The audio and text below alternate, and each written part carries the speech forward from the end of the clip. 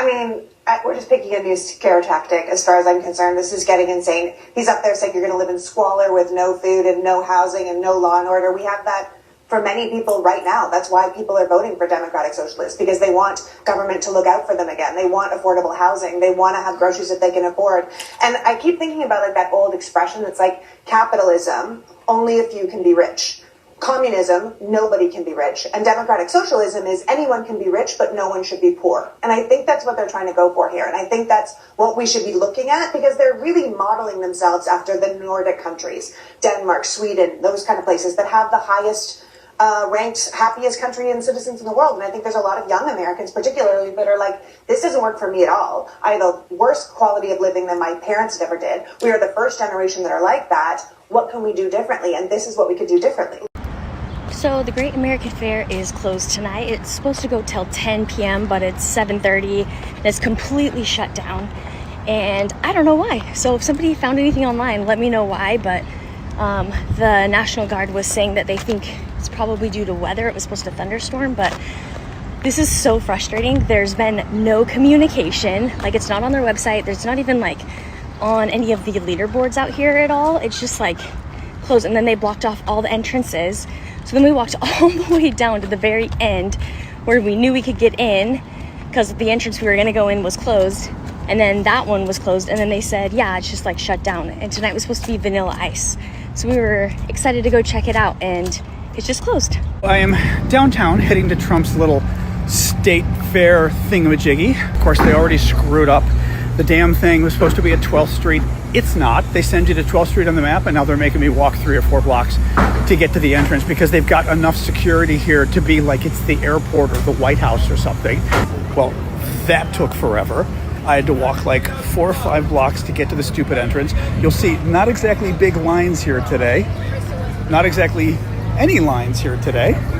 But let's see what happens next. Okay, I'm finally inside this crazy thing after walking blocks and blocks and blocks. There's the Ferris wheel, although huge line there. Kind of weird, kind of empty. There's his freaking arch. He's got a lot of like neoclassical fake stuff along the sides that we're going to visit. There's the Congress. Behind me is the Washington Monument. Oops, hello. Sure, now we're going to go look at this freaking ugly as fuck arch. I mean, honestly, the top stuff looks like the guys from World War II Germany built it. Nasty stuff. Okay, so there we go. Oh my God. I mean, that is the most hideous stuff. It's like from Game of Thrones, the stuff on top. It's total Game of Thrones. This bizarro, look at this crap. How tacky. At the very least, we're bulldozing this stuff off when he leaves. Honestly, the arch overall may just have to be taken down. Really ugly stuff. Now, what I just figured out is these are the various states that are inside these little fake neoclassical things, and then the Congress in the background. So let's take a look. So here we are with North Carolina. They've got a race car. I'm not terribly impressed with my native DC. There's like a fake cherry blossom and then a wall you can sign. Virginia, it's a sign that says love made of corn, apple, utensils, and peanuts. Then there's a rodeo tent. No rodeo going on yet, although very pretty dog in the background, but that's about it. Then here's my Illinois tent. Again, a little weird. There's corn. The kids are playing with corn and Legos of some kind, and I'm not quite sure why that's Illinois, but what the hell. So far, these states are very, very boring. I'm going to now go over to Alaska and see what they've got, because I spent a lot of time in Alaska. If Alaska's boring, I'm going to be very disappointed, because how could Alaska be boring? Not a ton of people here either, by the way. You can see the crowds, the wild crowds. It's a cast of thousands. Not. And for some reason, nobody can figure out there's a line for Arizona. Only Arizona. Nobody else. But Arizona, there's a line. So this is very sad. Alaska and Hawaii have nothing. I'm not quite sure why. Hawaii, Democratic state. Alaska, Republican state. There's nothing here. Very weird. All right, so this is the food court. Little Soviet Union-ish, but that's okay. We'll walk down and see, but as you can see, it's not the, I don't know. This is it, guys. This is literally the food court. See, they're like trying to get in. Don't go, run, run! Wow, Express Hibachi. Okay. I guess they can't afford lights in here. Wow. I mean, this is it. Also very crowded too. Obviously not. Wow. That's just kind of sad. And then here's some like cowboys or Mexican cowboys, which would be actually a little surprising if they were Mexican cowboys. I'm going to guess they're not Mexican cowboys. Maybe they are. No. I don't know. Yeah. Not really. Well, maybe a little bit going on there. Okay, so this is kind of a bust. There's nothing going on. They've only got the booths of the states, and as you saw, they're boring. The food booth was like out of the Soviet Union. But overall, there's nothing happening here other than the Arizona thing, which I'm tempted to go back and see why everybody's lining up for Arizona. I feel like I'm going to get disappointed. But this is it, guys. Nothing too interesting going on. Oh, well. As is now a common theme with Donald Trump's speeches, people were just pouring out of this thing while the speech was still going on. Video shows copious audience members leaving while Donald Trump is speaking. They're bored, folks. Now the largest producer of oil and gas on earth, larger than Russia and Saudi Arabia by far combined. And under my most favored nation agreement on drug prices, we are delivering the largest. So as you can see, if you're watching, just a lot of people peeling off from the back of the crowd, and they're leaving. They're bored. They don't want to hear it. They're sick of the lies. At least hopefully some of them are. Not only did people leave while Donald Trump was speaking, another classic now, Trump glitching. Trump glitches at just about every single one of these. And this glitch really threw him for a loop. Our American ancestors fought and won the most vicious battles. That was a different glitch than a lot of the normal Trump glitches, because usually he immediately sort of twitches and then correctly says the word he's looking for. This one, you could see that vacant look in his eyes as he was looking at the teleprompter and going, wait a second, what is that word? So people left while he was speaking. He glitched. Cool. Now back to the substance. It was basically just recycling the same old takes. Iran has no missile launchers and will have peace for the first time in 3,000 years. A little bit of an exaggeration. And thanks to the power and skill of the United States Armed Forces, today Iran has no Navy, no Air Force, no anti-aircraft capacity, no missile launches, no manufacturing, and their leadership has been obliterated. And for the first time in 3,000 years, we are finally going to have peace in the Middle East. We're going to have peace in the Middle East. A little bit of an exaggeration, just to pick one thing there, the missile launchers. Intelligence reports are that somewhere between half to 2/3 of Iran's missile launchers did survive the war. Kept in a closet. We saw over and over again students being told they can form a club, but not if it's a religious club. They can speak. 50 years, and you'll never have a leak. It's very strong. You couldn't, if you had a knife, I don't want to give anybody ideas. If you had a knife, you can't even cut it. So strong, so powerful. It's like powerful rubber. It is beautiful, sealed. We have I think 290, 300-foot slit right through it, probably a box cutter or a knife of some kind. Who would think that somebody would go into a pool and take a knife and start cutting it? It'll stay clean. We even have robots that go in it and they ride around the bottom and they clean it like a swimming pool, but these are a much higher level. They put, somebody said, fertilizer in the water. If you put fertilizer in the water, you get algae. Instead of taking 3.5 years, we're taking a week. I spent about 6-7 weeks. It will cost about $1.5 million. And people said, wow. 1.9 million. We're going to spend like $10 million maybe, $12 million. It's been 2 months and $16.5 million. Yeah, I spent probably in terms of outside, probably $10 million, around 10 million. They say 16, but a lot of that's workers that work for the same. I traveled behind enemy lines down to the National Mall reflecting pool where helicopters circled overhead to get to the bottom of the biggest mystery in D.C. right now. I know this assignment is dangerous because I can see members of the National Guard circling the pool in search of any alleged vandals who might even think for just a second that they could pull up a piece of blue paint. I could tell just by looking at these cute little ducklings that they too are afraid. Well, I'm walking down the length of the reflecting pool right now to see if I can find exactly where this 300-foot slit is that Donald Trump claims is running down the middle of this pool. I have looked up and down this pool so far.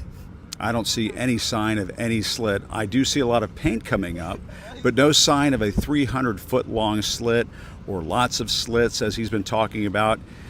Again, shocker here. I'm sorry to report, what he's saying is 100% pure bullshit. But wait, could this be the mysterious slit running down the middle of the reflecting pool?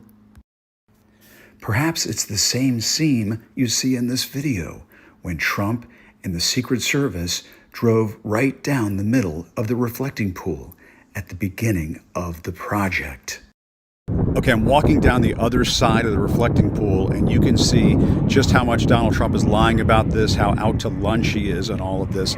You can see whole sections of the bottom of the reflecting pool where the paint has just come off of that bottom. It is just not there anymore, in part because they just did such a shoddy job down here that the paint has literally disintegrated in sections of this reflecting pool. And you can't see a slit. There are no slits, as he's been talking about. It's all a lie. Well, so much for my dangerous assignment. I guess I won't be winning an Emmy for this one. All I found was this nasty muck at the reflecting pool and some tourists who were curious if they would see the vandals for themselves. But alas, it all remains a bubbling mystery. We were to lose the midterms, heaven forbid.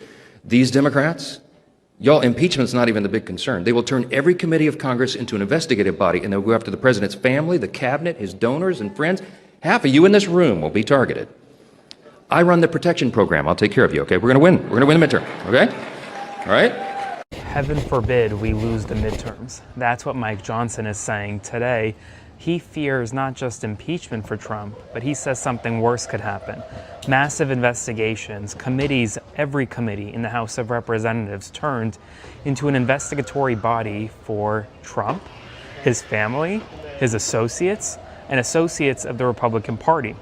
That's the warning Mike Johnson is giving out to a prayer lunch breakfast type thing that was happening in Washington, D.C. today. Mike Johnson is obviously concerned about the prospects of losing the House of Representatives. The White House has already been preparing for large-scale investigations brought by Democrats. Democrats have been preparing behind the scenes to bring such investigations against the White House. And now Mike Johnson is making the warning clear.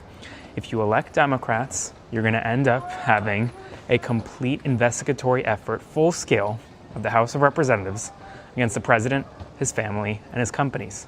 Let me know if you want that. Follow for more. We have a corrupt president, the most corrupt in American history, and that's why I am proud to be joining with some of my colleagues in a new caucus. It is the End Corruption Caucus led by Mike Levin and AOC and Jason Crow.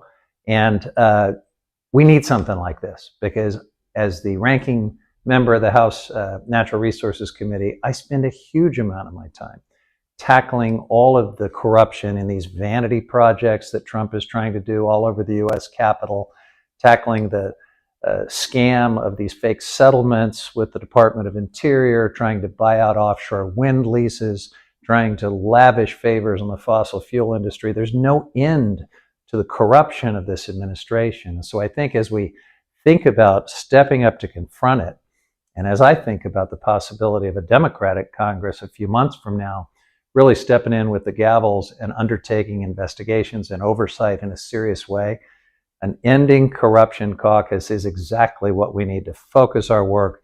It'll cover lots of different committees, and so all of us need to be working together toward that end.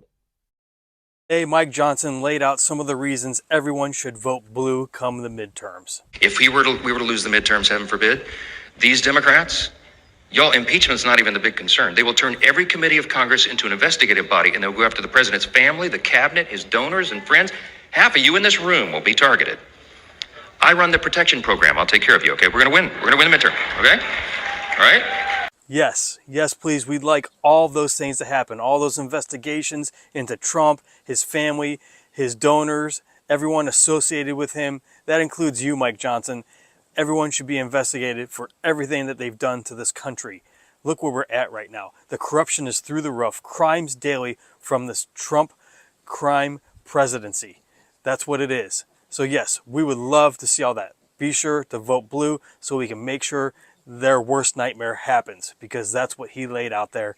And it's their worst nightmare because they know investigations will be fruitful. Let me know if you agree. Comment, like, share, spread the word, follow.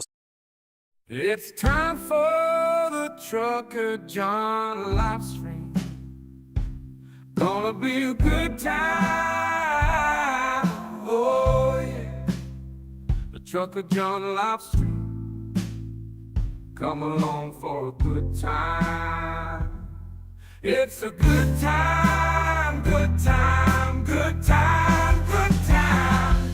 Trucker John live stream. It's gonna be a good time. Gonna be the time of your life. Gonna talk some shit. Hush your mouth. Gonna talk a little smack. Gonna talk whatever comes of it. You're gonna always wanna come back. Well, yeah, it's the Trucker John live stream. He's the biggest, baddest, funniest mother you've ever seen. Watch your mouth, he's headed south. Not even sure what that means, but if it's one thing I know, the Trucker John live stream is the best thing you've ever seen.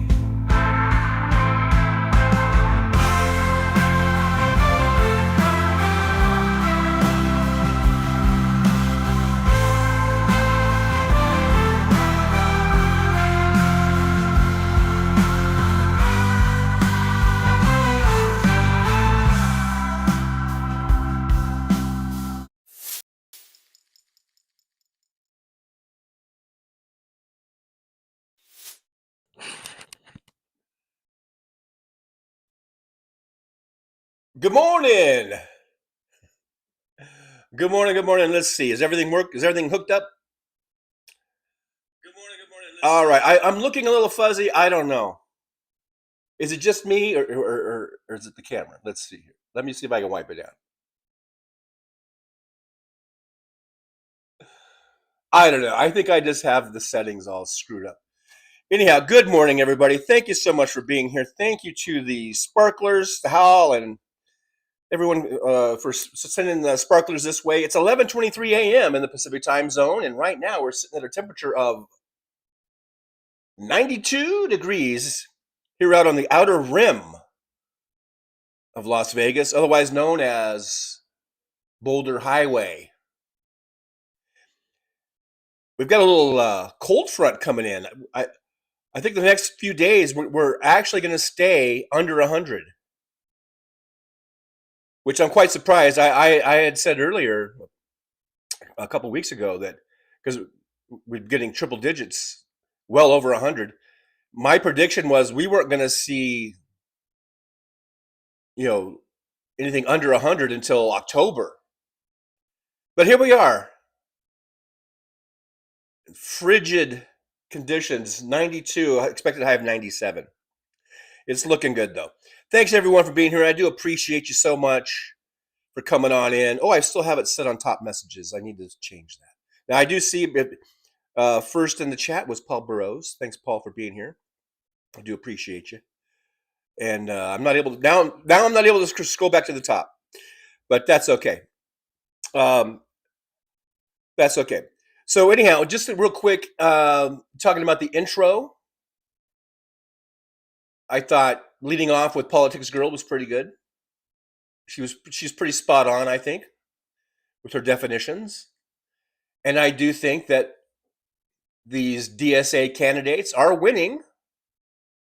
They've won primaries. Let's see if they can go all the way. I think they will, at least in New York. But yeah, people want good social safety nets. And we're tired of We know Republicans aren't going to do it. They're not going to ever do anything beneficial to the working class, to the middle class. They're not going to ever help even poor people, people below the poverty level. They're never going to do that. We know that. So our only hope, the way things are, is through the Democratic Party. Now look, if Mexico can do it, then why can't we?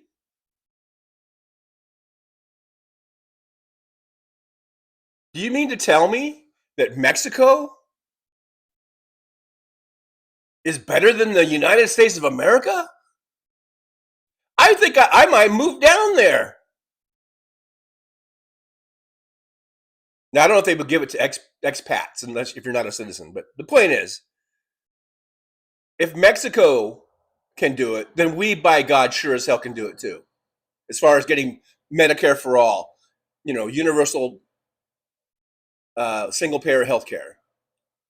And that is one of the main planks of these democratic socialists' platform, is health care for all, where we don't pay a dime.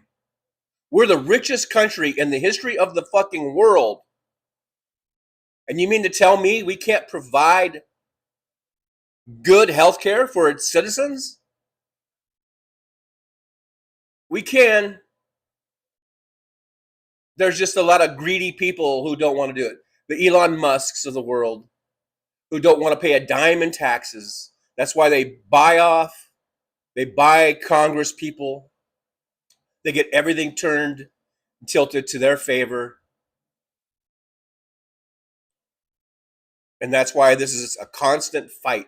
We're always fighting the oligarchs. We always have been. And I guess we always will be. It's always a fight with these motherfuckers, these top 1/10 of 1%ers. It's always a fight just to get decent, basic shit like healthcare, which is not really basic. It's important. It might be the most important thing.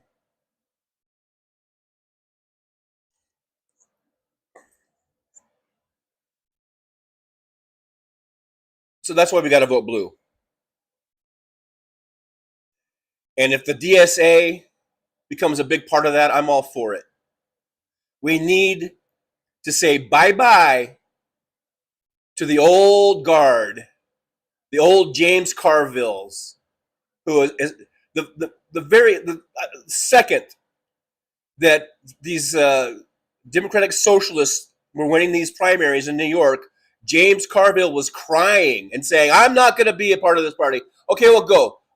Don't let this screen door hit your ass on the way out, motherfucker. James Carville. Take your old fucking Skeletor-looking ass. Might as well just join the Republican Party. Your wife's already a Republican, so why not? Fuck you, James Carville. And the other dude that was on his show, they were both crying. They were literally like, oh, fuck you.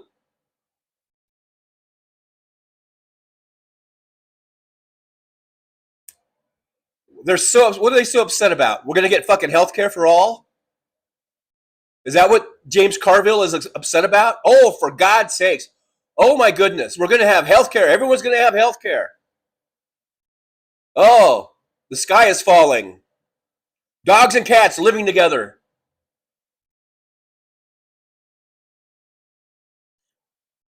Fuck you, James Carville. I cannot say that enough.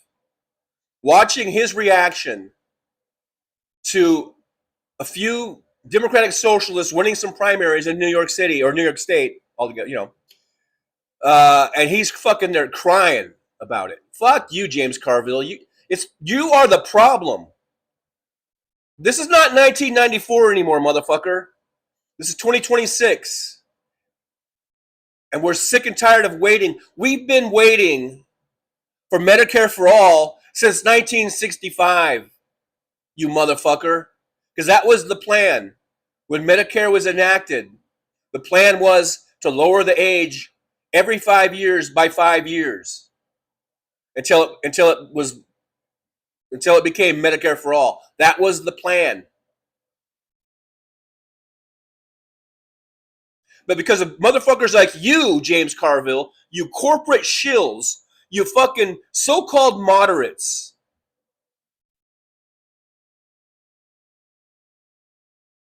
we got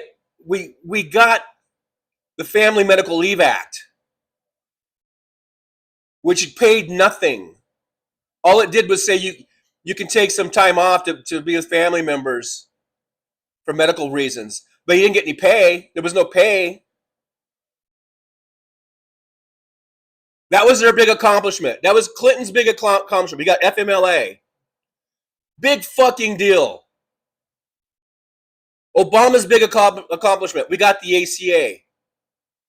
Yeah, and it was great because it got millions of people that were uninsured into insurance, and that was great, and that was wonderful. But we couldn't even get a fucking public option put in there? And why? Because the healthcare industry lobbyists were in there writing the fucking bill up. And there was no way in hell they were going to allow a public option. And it's because of cocksuckers like James Carville. And I know he was wasn't in the Obama administration, but he's going to be my whipping boy today. James Carville is going to be my fucking whipping boy.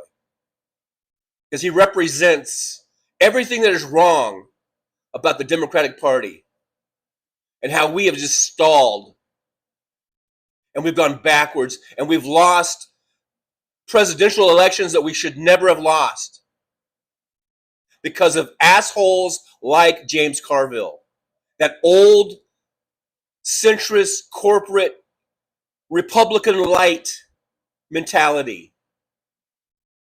Fuck you. And that's what the DSA is about. It's about saying, fuck you. We're not going to do that anymore. We're going to move on. We're going to progress. We're going to get health care for everybody. We're going to get affordable rents for everybody. We're going to get better wages for everybody. We're going to get better educational opportunities for everybody. We're going to move on. We're going to progress. So you old dinosaurs like James Carville, you can go fuck yourselves. Go cry. Go in the corner and cry. Because you're not all, corporate, middle of the road bullshit.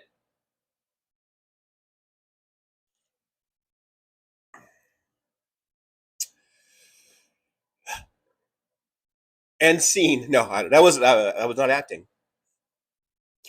All right, let me say some hellos. I haven't really said it. I said hello to Paul. We got Bullshirt Artist is here. Hey, Bullshirt. Thanks for coming over. Probably a sparkler. Nick Rich is here. Hey, Nick. Good to see you. Nick says I hit the like. Thank you so much. By the way, make sure you like, subscribe, share, and hype. If you see one of my videos out there, go ahead and like it and hype it. And if you haven't hit the thumbs up, please do so. We are really at a tremendous deficit right now. We are really acting like skeezy Republicans right now. We have 152 watching and only 73 thumbs ups. So we are a huge deficit there. So if you haven't hit that thumbs up button, please do so. And if you would consider subscribing, that would be awesome also. We have a little thing for you that haven't been here. I have this little thing going, a little goal, a little mini goal. The ultimate goal is to rule the world and have 6 million subscribers, or to pass Midas Touch. That's the ultimate goal. The short-term goal, we're just trying to get to 5,000. We're at 4,500. So if you would subscribe, that would be great. And when we get to 5,000, what's going to happen? It's going to be 5K Hennessy Day. I got a bottle of Hennessy I'm going to crack open when we get to 5K. And I'm going to do it on a live stream. You will see me drinking alcohol. Responsibly, though. So yeah, do that for me. That'd be great. That would be great if you could do that. Office space. But anyhow, thank you guys for being here. You guys are awesome. All right, so let me look, see who. Susie Ann Jones is here. Hey, Susie, good to see you. Thanks for coming in. Ruben Michaels is here. Ruben says fat Hitler is full of pond scum. DPD's here, says he makes me sick all over. I think we're talking about Trump. DPD, are you still in merry old London? You know I'm going to keep asking that until you finally are back in Ohio. DPD, have you seen Abbey Road yet? Have you gone by Abbey Road and visited the lads? Alton Gillespie's here. Hey, Alton, good to see you. I haven't seen you in a while. Alvin Stube is also here. We got Joy to Farm To. Says Con Old makes such a big deal about ancestors fighting in 1776 when both sides of his family were recent immigrants to the U.S. Numerous ancestors in my family migrated to the U.S. in the 1770s. Really? I thought his ancestors came over just like in the early 1900s or something. I don't know. Maybe. I don't know. Obviously, I don't know. Hey, Brooklyn Brooklyn SJ, aka Trixie LaRue. Sit a trucker John membership yippee to Brooklyn. Thank you so much for gifting that membership. I do appreciate you. Gino Maynard got it, and Gino Maynard has been in here before, semi-regular, I guess you could say. Albert Watson, I'm outside visiting my friends, sitting outside the nursing home. Alrighty. Say hello to everyone at the nursing home. Uh-oh, it looked like my camera was falling down. To those of you new to the show, this is a common problem. Somewhat common problem, I guess. With the equipment. We have equipment challenges. Here, it just, I don't know. I don't know. Hopefully it will. It's the most beautiful camera stand ever. Apparently some vandals have come and messed with my camera stand. There's like a gash in it. Okay, who else is here? Woke Mike's here. Hey, Woke Mike, good to see you. I'm looking at the more current. If I look up here, I can see the current. Woke Mike's here. I quit drinking last night about 10 o'clock. Had to work today. Alrighty then. Good for you. Susie Ann Jones, welcome to Drivers. Thank you, Susie. Yippee to Susie Ann Jones for becoming a driver. We do have memberships, folks, starting as low as $1.99 per month. So if you want to be a member, that'd be great. That does really help support the show. I believe I looked at my analytics.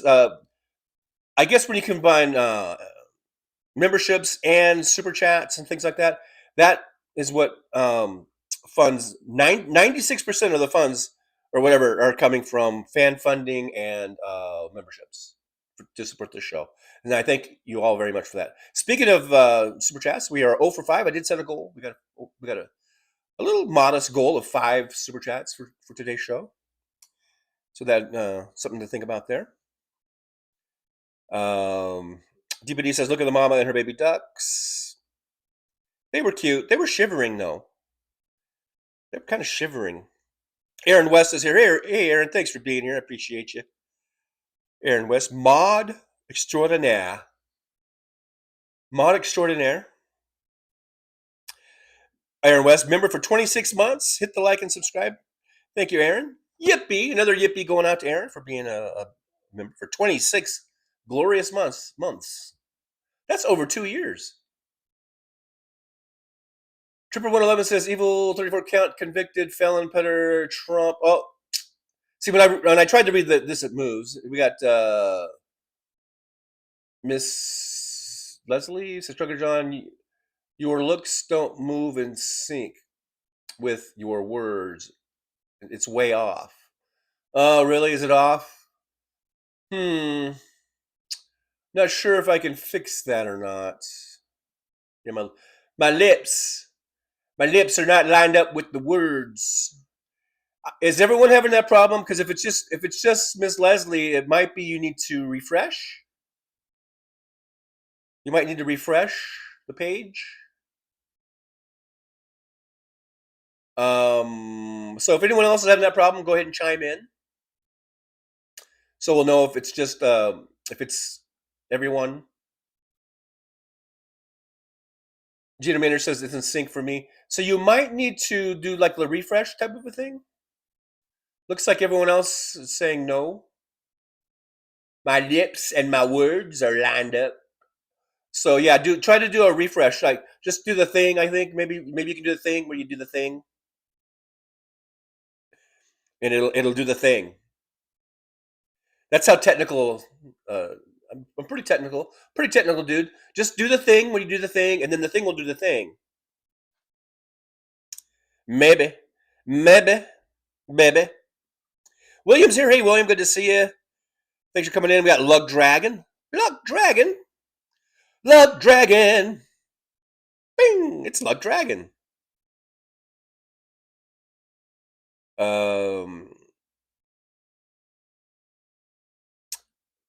Let's see here. I'm just scrolling down. Scrolling. Joy to Farm 2 says if they've done nothing wrong, they have nothing to worry about. Okay. That's true, I suppose. Unless they're being framed. I don't know who this they is, but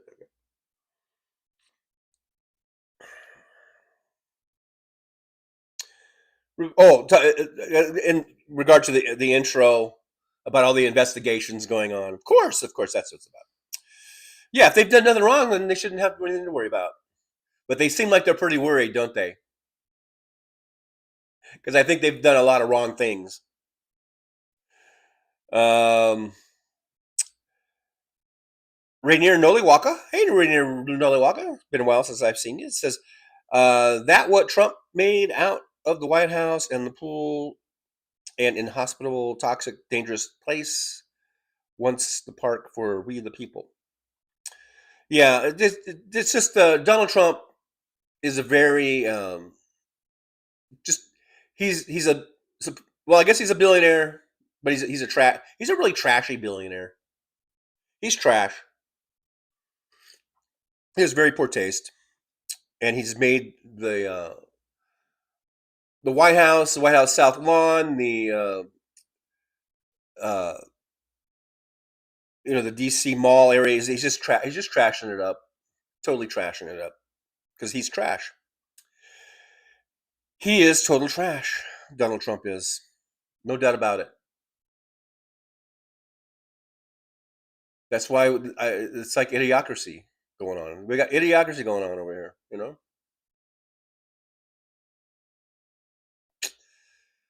Yep, it's pretty sad. Suzanne Jones, is there beer at the Not So Fair? I don't know. I didn't see. Probably not. But to me, a fair just ain't a fair unless it's got beer. Beer and that corn on the cob that you can just drench in butter and salt. Yeah. Then it's a fair.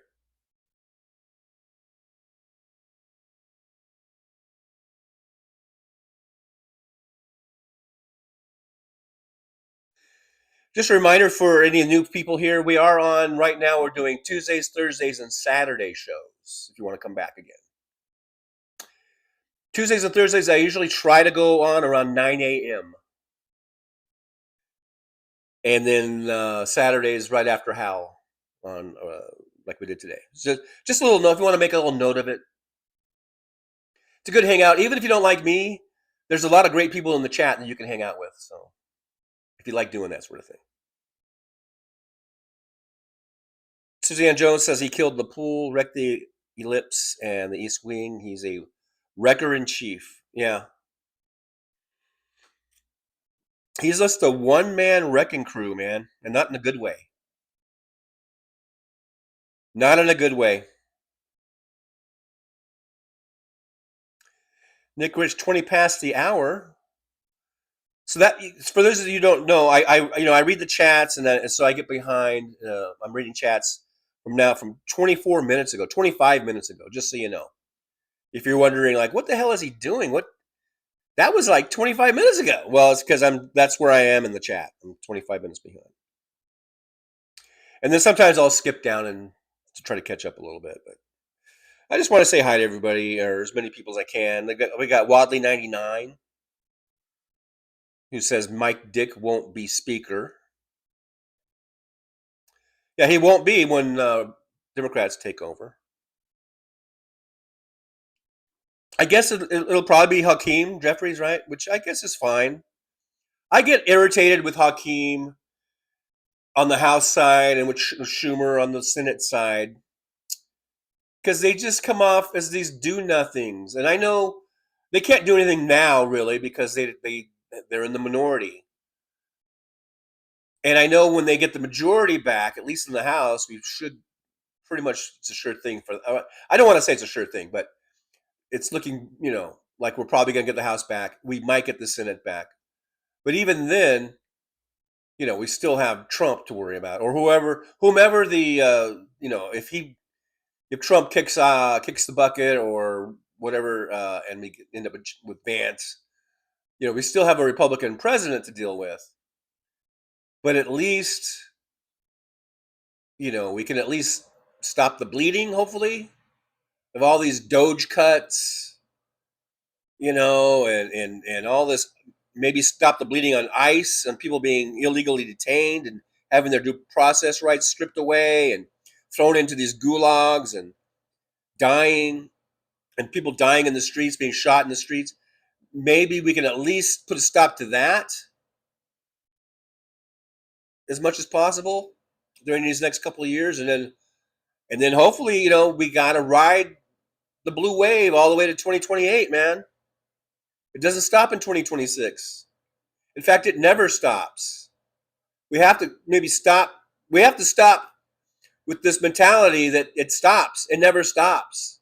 Like I said earlier when I started the show, we are always fighting the oligarchs, and we always will be fighting the oligarchs as long as oligarchs exist.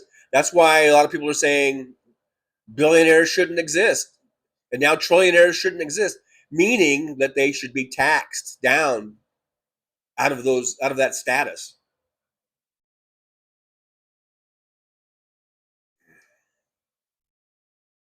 But it's always going to be a fight, and just get used to it. And it really, for me, it's not that hard, because I vote Democrat all the time, so it's easy for me, because I know that the Democratic Party is not perfect. The candidates are not perfect. The ones that win and hold office are not perfect. I know that. You know that.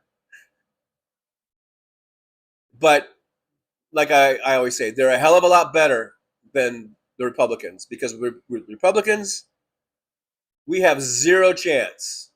We have a zero chance of really getting anything meaningful ever passed that's going to help the lower, 98% of us, the 99% of us. At least with Democrats, we got some kind of a chance. And that kind of goes up and down from 1 or from 3% to maybe a 50-50 chance. We with the Democrats. So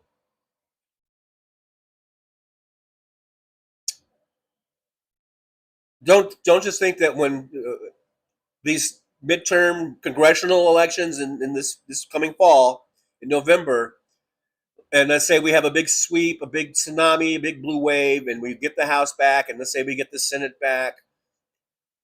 It's not over, folks. We still gotta watch.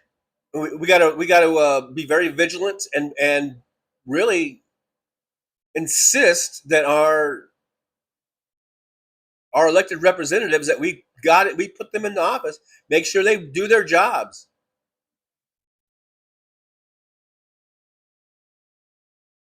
And then in 2028, do it again. Keep doing it. Keep voting for Democrats.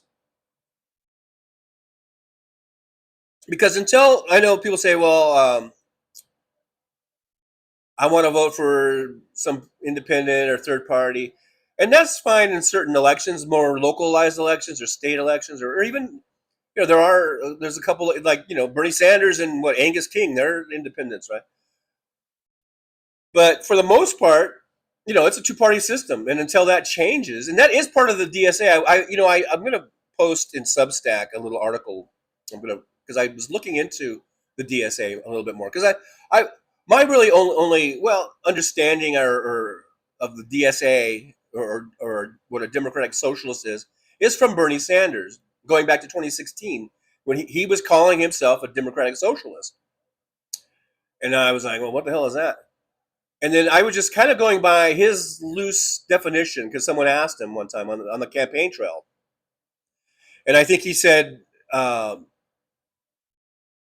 I guess I'll be paraphrasing here, but it was something like a democratic socialist or democratic socialism is where the government works for the people instead of just the top 1%, or instead of just the rich. It works for everyone. And I've just sort of gone by that since, and I'm like, oh, it sounds good to me. And I think based on Bernie's campaigning and his everything he says, on talk shows or whatever, that seemed to check out. Hey, Albert Watson, good to see you. I'm seeing the current chat there. Thanks for being here.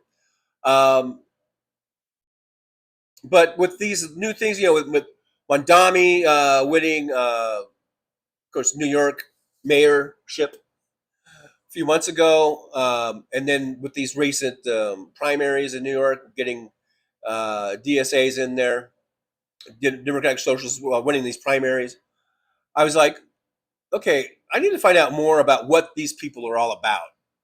What are these people really all about? And so I did what everyone does. I went to AI.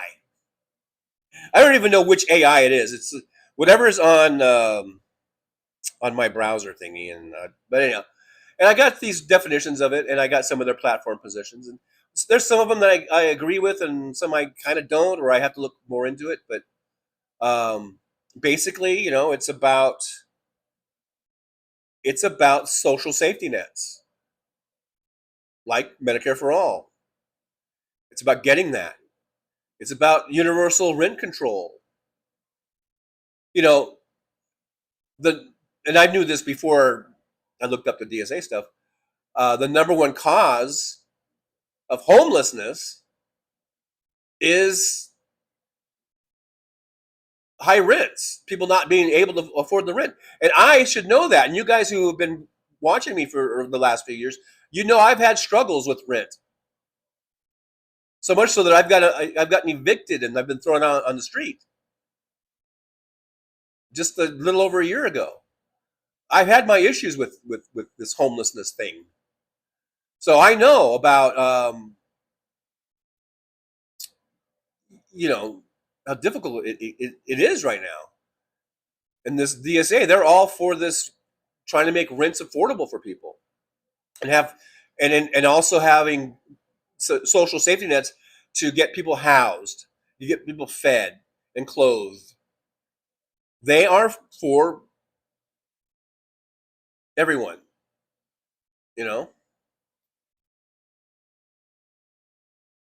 I guess Nick Rich had to go do something. Thanks, Nick, for being here. I appreciate you for the time that we had you for. So yeah, hey, I'm all for electing Democratic Socialists. That doesn't mean I think the entire party has to be Democratic Socialists. I know the Democratic Socialists, it plays a lot better in New York than it will in probably, I don't know, Iowa or something. I don't know, But there's no harm in it. I'm not like James Carville. I'm not going to cry. I mean, I'm more a Democratic Socialist than I am a centrist fucking corporate goon like he is. And just like in the labor force, where and DSAs are very pro-union, by the way, very pro-collective bargaining, very pro-union, which I am too. But I've always maintained that not every job, and not has to be union. But back in the day, back in the 60s and 70s, we had union jobs where about a third of all the jobs were union. I think about 33% were unionized. And that was a very, very huge number. And that influenced the rest of the labor market. In other words, non-union jobs had to compete with unions and union contracts and the benefits that union workers were getting, the pay, the good pay and the benefits. So if you were a non-union shop or business, you had to compete with that. And so it helped everyone. You know, the old saying, high tide lifts all ships, right? So we don't really need to have like 100% of all jobs are in the union. I'm not saying that, I'm against that or whatever. I'm just saying you don't need that, because it's going to influence all the other jobs. Just like the Democratic Party, it doesn't have to be 100% Democratic Socialist.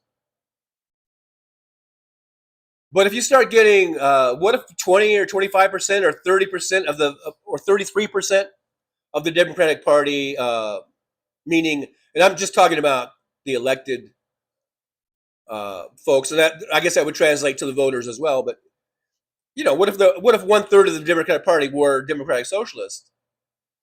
I think that would influence the entire party greatly, and we might actually get Medicare for all.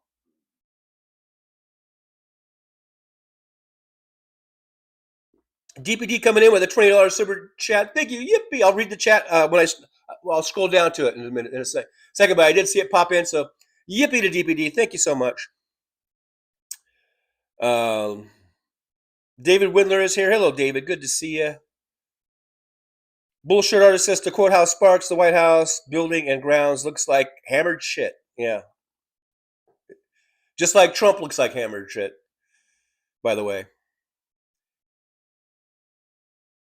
MJ Daniel from up there in Washington State is here. MJ says Democratic voters need to demand criminal investigations and trials of this entire corrupt administration and GOP. I agree. That's another thing. When we take back the House and the Senate, that's one thing that we need to hold our Democratic representatives accountable for and hold their feet to the fire.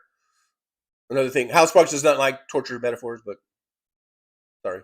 But we need to insist on that these investigations go forward and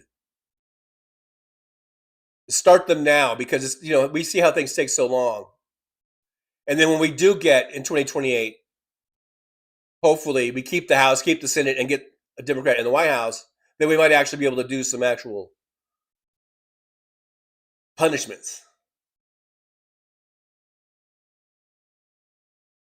But yeah, absolutely, we cannot let the Democrats off the hook with letting these motherfuckers get away with this, because that's one of the reasons why we're at now, because for too long we've let these motherfuckers get away with this shit. Going back to Nixon, probably. We've let them get away with it, and we got to stop doing that. Because then they just think that they can just keep getting away with it, and they're just going to keep doing it. Let's see. I'm just checking the chat here real quick. DPD says, I believe we can combat poverty if we really want to. I think so too. We are the richest country in the history of the world. And the only thing that is keeping us from combating poverty is greed. And I'm not saying that you're greedy or that I'm greedy, but there are people that are greedy. There are people that I hear there are greedy people that are keeping us from helping everyone. Mark Lamont says, my wife and I are seriously talking about leaving the U.S. We're looking at property in Portugal and France.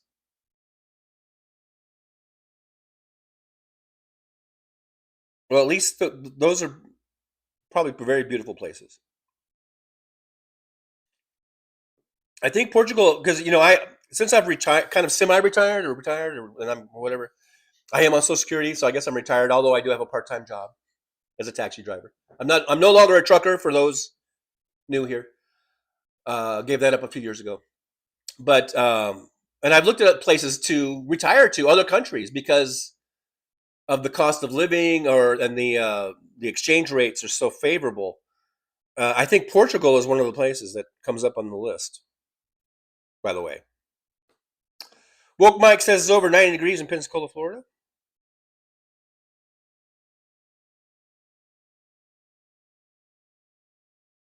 Skipping down a little bit, Miss Leslie says, imagine how much more productive because of lower stress having health care for all provide. Yeah, absolutely.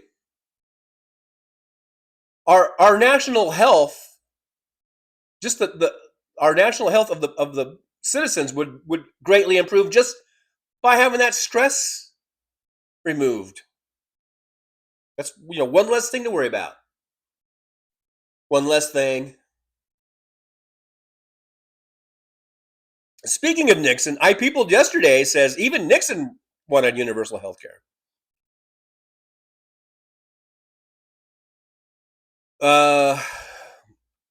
What stopped him?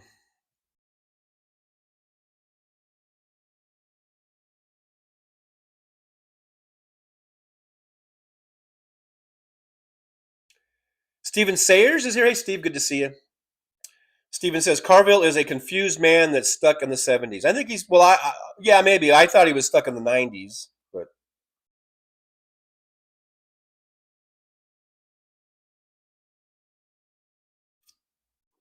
because wasn't he in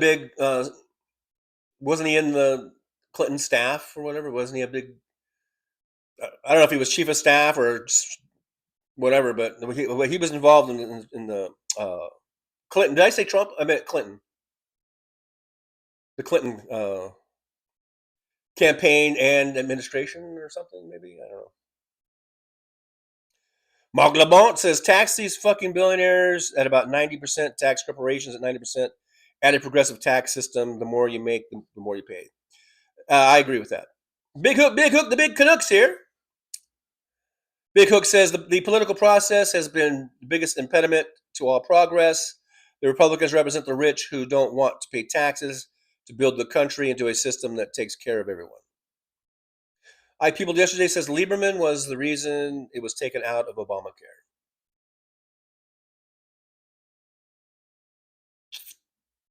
Another corporate dim who he didn't change parties. There was another. Who was the other one that one of them changed parties? Somebody changed parties, but I don't think it was Lieberman. It was this other cocksucker.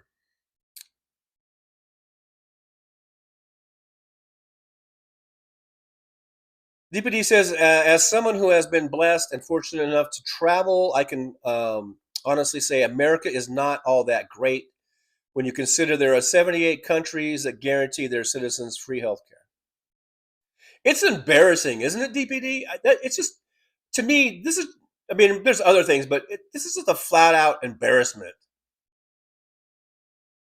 And no, I don't mean to shit. I know I probably sound condescending to Mexico when I say this, but it's like, if Mexico can get fucking health care for all, there's no excuse why America can't. There's no fucking excuse whatsoever. And I don't, and again, I know I probably sound like a dick the way I'm wording this, the way I'm phrasing it. But, for years and years and years, Mexico has been, they've had lower quality of living and low wages. That's why they come up here A lot of folks from Mexico and other Central and South American countries come here for work because you can make more money here. But Mexico is improving. Their wages are going up, and now their quality of life is going up because they're getting health care.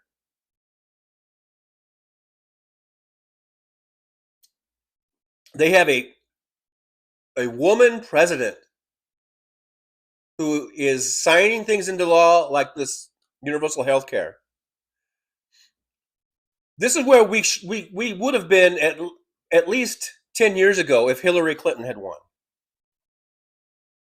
And she did. And another thing that the Democratic Socialists, part of their platform, is they are in favor of abolishing the Electoral College. Hear, hear. I'm all for that. I'm all for that. Now, of course, you can't just wave your hand and abolish it. You know, it would take a constitutional amendment, and that's a lot of stuff to do. But we've had 28 other constitutional amendments, or however. How many are we up to? It was kind of funny when I was playing the Dean Withers clips the other day when he was arguing with the MAGA lady, and he was going, how many amendments do we have? How many amendments do we have? And I was going, yeah, I'm glad I'm not in that chair because I wouldn't know either. I think it's 28. At least I would have said 28. Or I think I would have had a pretty good guess. That lady had no clue whatsoever. And then he asked her how many continents there are, and I knew that one. I was like, yeah, I know that one. 7. Right?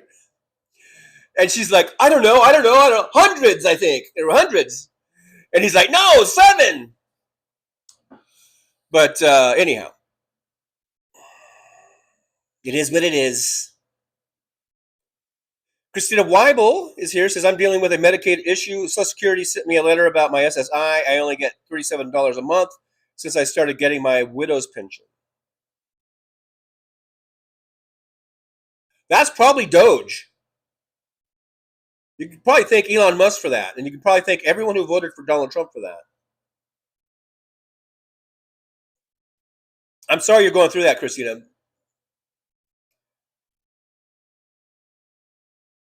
And I wonder how many red-hatted wearing maggots who are collecting Social Security and other benefits, if they're losing their benefits or getting their benefits reduced like that. And if they have like the MAGA lady who thought there were hundreds of continents, I mean, can they figure out that this is because of who they voted for? If they voted for Trump,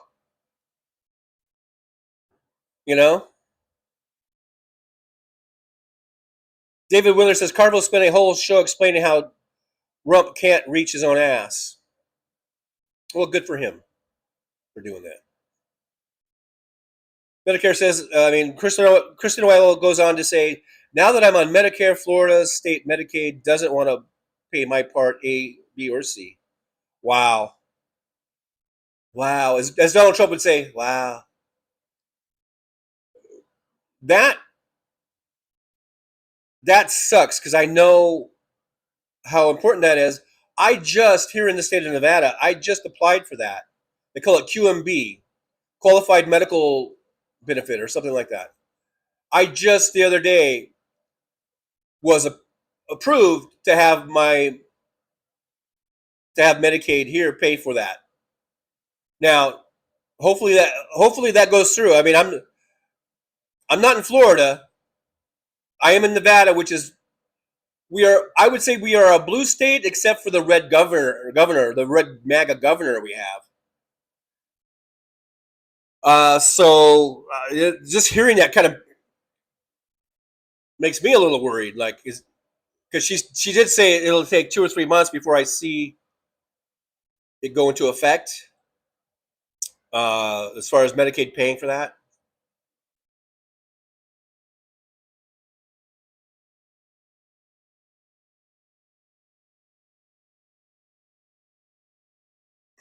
I don't know what you can do, Christina. If there's any legal action you can take, or what?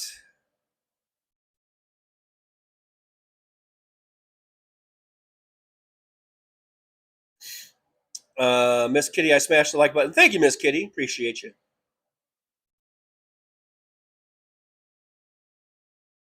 Deepa D says we as Americans have to stop being so naive because so far it hasn't gotten us that far, has it?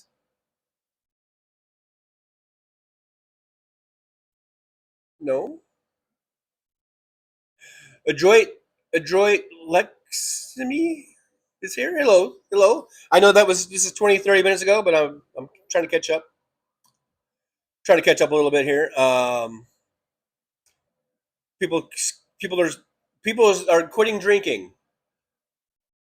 Let me do the drinking for you. Let's get to 5K. 5K Hennessy Day, and I'll do the drinking for you. And I don't even drink that much. I hardly ever drink. I can't even remember the last drink I had. But I'm not, it's not like I'm not on any, I'm not in recovery or anything like that. So I can crack open a bottle of Hennessy every now and then. Every time I get 5,000 more subscribers, that might be the tradition. I don't know. And that might be the only time I drink. So, it'll be years and years between drinks, I guess. Big Hook says the corporate Dems are sellouts. Yes, they are, as well as who take contributions and who will act as the single vote that stalls legislation that will help society by making the corporations pay a fair share so we can live. Yeah, these corporate Dems, that they are sellouts. Total sellouts. And they're bought and paid for. Yep.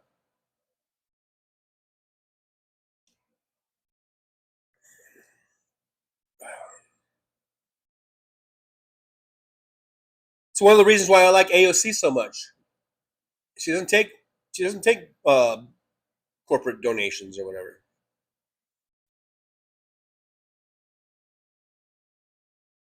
All right, I'm skipping down because just to try to get it caught up a little bit. It looks like I don't know. I thought I saw someone say something about Fancy. I thought maybe Fancy was here, but yeah, we haven't seen Fancy in a while. If anyone sees Fancy, let her know that we did get rid of a certain problem that was going on. We did get rid of that, so if that's why she's not coming in. Big Hook says the Republicans only actually do something when the lack of doing anything is too apparent and the cushy job is going to disappear next election because despite gerrymandering, their constituents hate something, or I don't know, they just hate. And of course, gerrymandering, at least on the Senate side, doesn't pertain to them, but on the House side, yeah.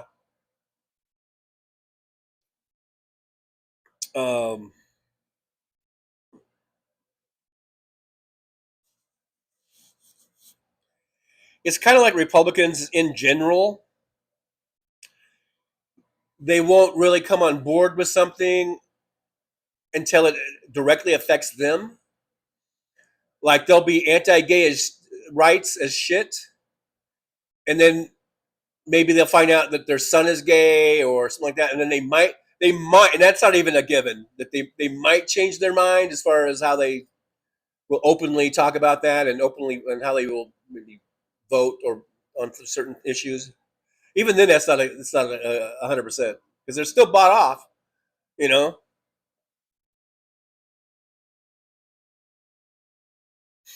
Okay, so everyone said the sync was okay. I hope that Ms. Leslie was able to do the thing and then the thing would happen. If you did the thing and then the thing. Ms. Leslie, I will refresh. Danny Pomeroy says my drinking buddies over 95% are dead today. Sorry to say my best friend, and I didn't mean to laugh. I'm sorry. I should not laugh about people being dead, and I apologize. but it just sounded funny as I was reading it. You know what I'm saying, right? I did not mean to laugh about your friends being dead, but it just sounded funny when you said my drinking buddies over 90%, 95% of them are dead. I'm just burying myself here. Anyhow, sorry to say, my best friend in high school was picked up for, is it number 6 DOI? He got 30 months in prison. He found out after going to hospital he's full of cancer. Wow. And I'm not laughing at that. But well, I'm going to shut up now. Teresa TAK is here. Hey, Teresa, good to see you. Thanks for being here. Gino Maynard needs more coffee. DPD says we also visited Abbey Roads, Covent Garden, and the Churchill War Rooms, an underground bunker used by Winston Churchill. I really hope that when you were there, you were using an English accent.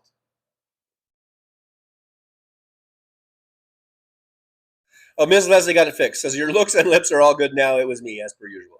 Well, I'm glad we were able to, because no one wants to be out of sync.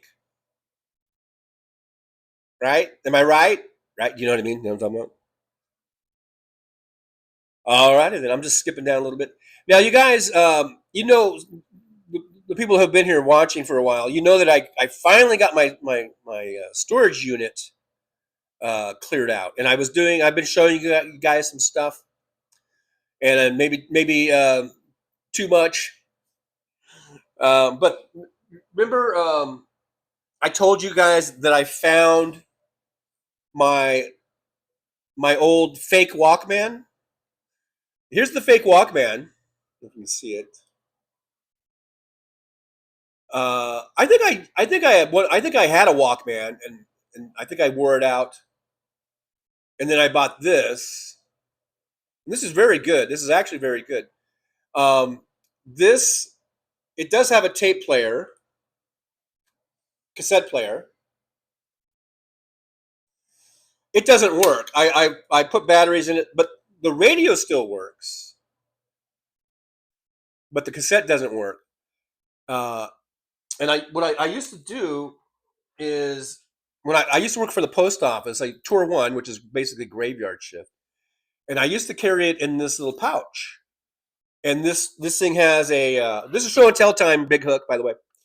It has this little strap, and I would just kind of wrap it around my belt on my hip, and I would wear this on my hip, and inside I would have this, and I had a nice pair of over-the-ear headphones, like some Sony headphones. And then when I was working, I could just I would usually just listen to the radio more than the cassette player. I would usually just listen to FM radio. But I found this in my stuff. This is going back to the 90s, and the radio still works, but the cassette doesn't work. And the reason I wanted, really, because I was saying how I don't have anything to listen to cassettes, because I found in my box of stuff some of these old cassettes. And these aren't music per se. There is some music on these cassettes, but this is mainly stuff that I had just recorded just for shits and giggles of my family. Like one is my mom. The one well, let me just tell you. So I needed something to play. So I went on good old Walmart. I know you guys are probably going to hate me for going to Walmart. But anyhow, here's the box. I'm not doing an unboxing because I've already unboxed it. But I bought this little radio cassette player, very similar. They had one for $16.79. So I ordered it. I got it yesterday. Delivered. And I put it in the pouch just for shits and giggles. I don't really, and then it's really hard. This is a little bit different. It's a little bit hard to get this one out of there. And so I got this little unit. It's only $16.79. It's AM FM A cassette player, and you can record. It also has a recorder on it. There it is. And it came with some little headphones because I couldn't find any of my headphones or earbuds or anything. And so this one came with it. And I got to tell you, so yesterday I was listening to one of I listened to all of them, but there's this one. It's going to make me cry probably just talking about it. You know, my mom and dad, they've passed away. My dad passed away in 2012. My mom passed away in 2016. They're both gone now. And there's some tapes in here where I can hear my dad talking on some of the tapes. It's just kind of, you know, to hear your parents' voice, you know, like, and it's just something. And then on this one here, this one cassette, I think this is 1974, this cassette, because the writing on the label is this one here is completely illegible, unreadable. Let's just say that. The label, it's all been like kind of smeared off for some reason. I don't know why. But I'm guessing that, and the other side you can read it. But I did put it. Did I put a date on it? I don't know. For some reason, see if you can see it. I always have to change the side. I wrote on there, "Mom." I think "Mom in the kitchen." And then there's some music, and then there's a big thing that for some reason I crossed out. I don't know what that's all about. But it's "Mom in the kitchen." So this tape, you know, I had this little tape recorder, and I just secretly taped my mom. She was in the kitchen, and she was singing. And last night, and she has a beautiful voice, my mom. And this is when she was only like 31 years old when I taped this. I was about 13. That checks because I think we're 18 years apart. So is that the right math? I think that's the right math. Yeah. And so I had this little tape recorder, and it taped my mom for like 10 minutes of her just like singing. And last night I was sitting on the couch, and I was just bawling my head off.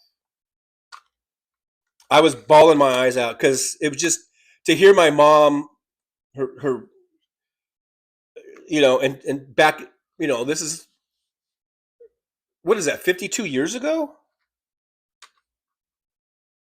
I don't know, but it just made me cry. But I'm glad I found these. And so I'm going to try to get these. They play pretty good, but I'm going to try to get these transferred over to, you know, digital something or other. And maybe that will help it. But I wonder, I wasn't really planning on doing this, but we could play some of it, I guess.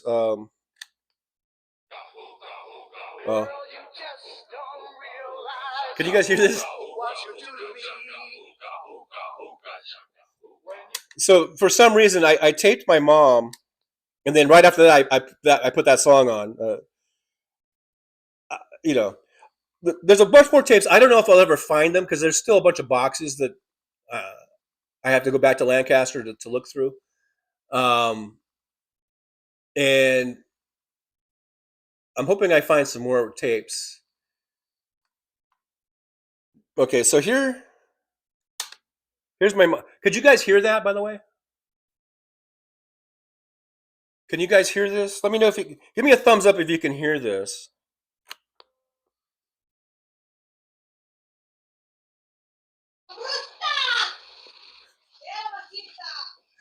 This is my mom. I don't know if you guys can hear it or not.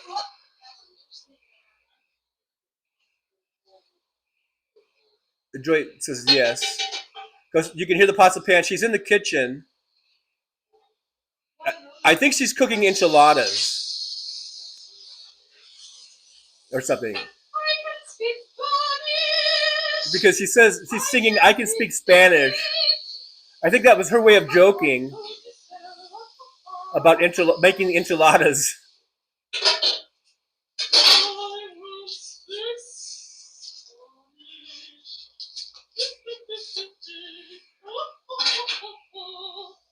This is my mom being goofy.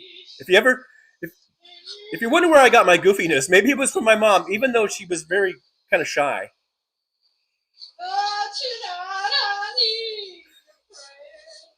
Now she's starting to sing another song.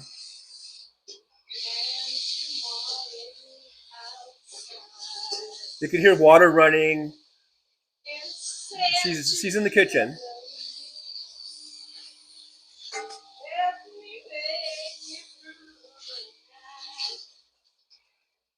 Johnny says, I wonder if you put cassette tape in the freezer for a while. I'm not going to put it in the freezer.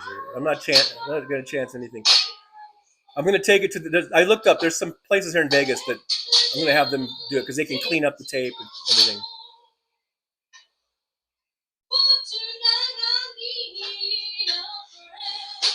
Mr. Spock's here. This is Mom. She had no idea that I was taping her. I was being sneaky. A little 13-year-old sneaky guy.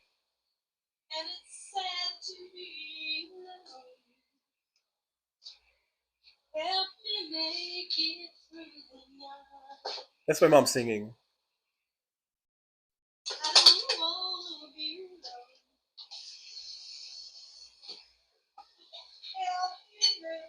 I know. I see. I'm losing viewers, but I'm sorry. I'm sort of being self-indulgent here. Johnny Katz. Well, she can cook Spanish. She can speak Spanish, and she can sing Spanish.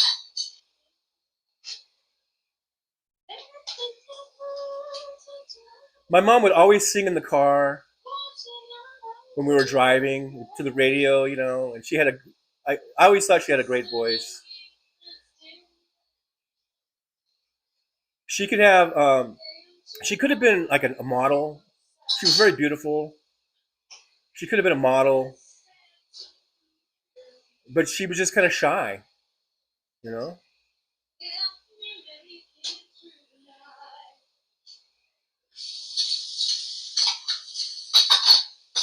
Hear the dishes?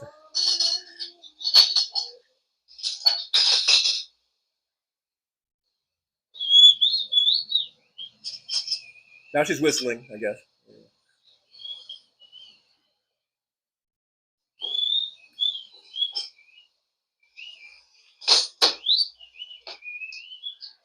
My mom was not Latin.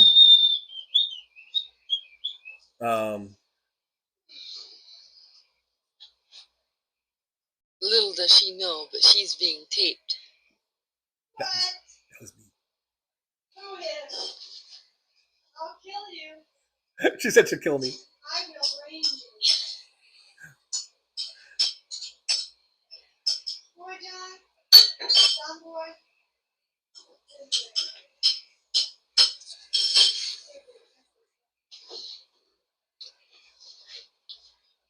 Well, it's our presidents that are teaching us kids these things. Well, I don't believe you take. Did you hear what I said? Okay, if you want me to lie, I'll say I'm lying. That's me, yeah. You couldn't tape me. You don't have your tape recorder's not a new tape. Well, us buggers, we don't keep our tape recorders.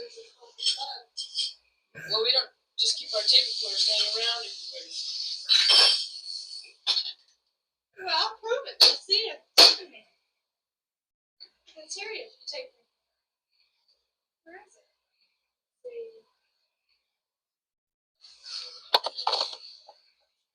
You've been taping all this time?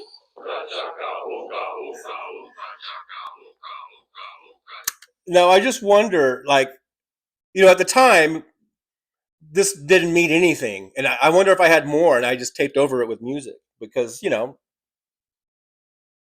who cares, right? I mean, at that time. But now, you know, 52 years later, I'm like, I wonder if there's more and I taped over it. But that's funny. That was my little voice. Hasn't really changed all that much. And it just cracks me up. She's like, I'm going to kill you, you know? And then I made a reference. That was a Watergate reference. Remember I told you I all through Watergate, I was like 12, 11, I don't know, 12, 13. I was watching Watergate,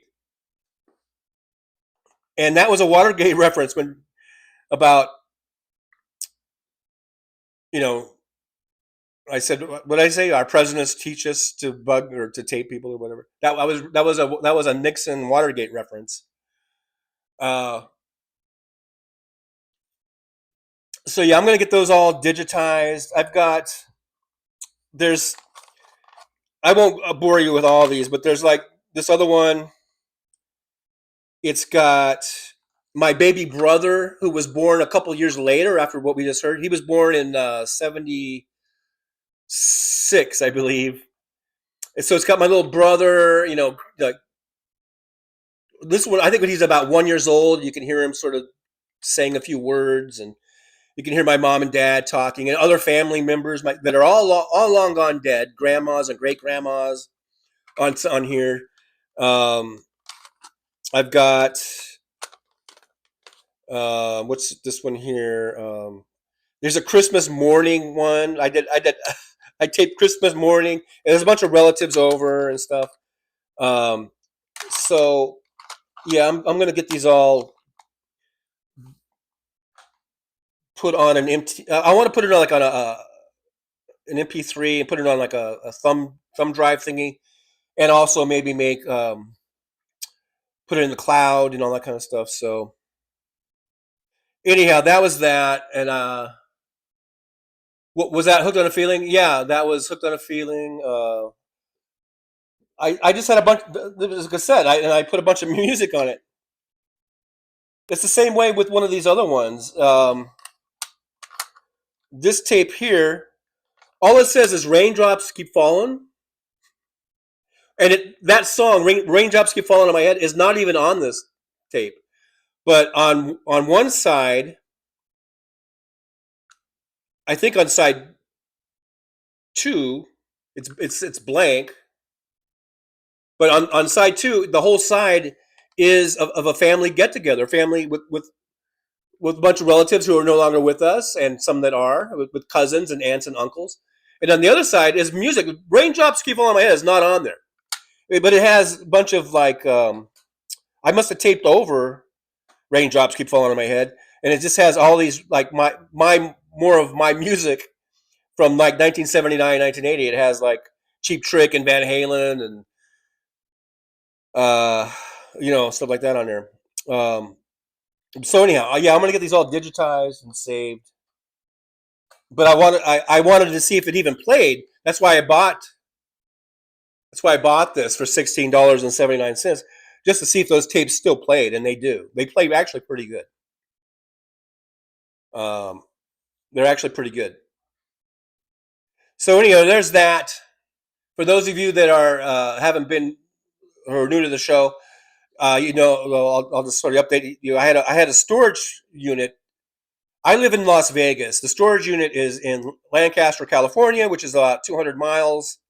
I've been having issues like transportation issues, and so I haven't. And they kept raising the price. When I first got that storage unit, it was only like $80 a month, 80, and then it was live storage. They merged with Extra Space, and then as soon as they merged, they started upping their prices. So then it was over 200 a month. Since I've been on more of a fixed income and everything, it's been really a burden to try to pay that. It almost went to auction a few times, and thanks to the largesse and kindness and help of many of the viewers, I was able to save that from going to auction. And then my daughter and my ex just last weekend were able to go there last week, and get everything out of there, and we closed it out. And then my daughter and my ex, they came up, and we had a really nice Father's Day weekend. They brought up a few of the boxes, and that's what I've been going through.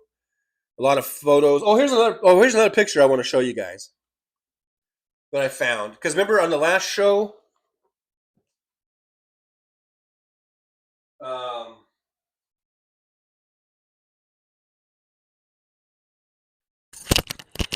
I guess that was on Thursday's show, right? I was sharing with you the Planet of the Apes mask that I found in my stuff, and then which was not actually the real mask from the movie, but it was just one that I bought. But I did have the real fingers that were part of the costume, and the toes. There were the actual real costume, and these little wrist things, and a little beard thing. That was all real costume. And I guess, and you guys asked, I think someone asked if I ever like dressed up like that for Halloween. I think someone asked that. And I said, I don't know. I'm not sure. Well, I was looking through. My daughter brought up, a bunch of my pictures that I have, old photos that I have, boxes and boxes and boxes of them. And I was looking through them also last night. And I found this. Let's see if we can see this. Oh, wait.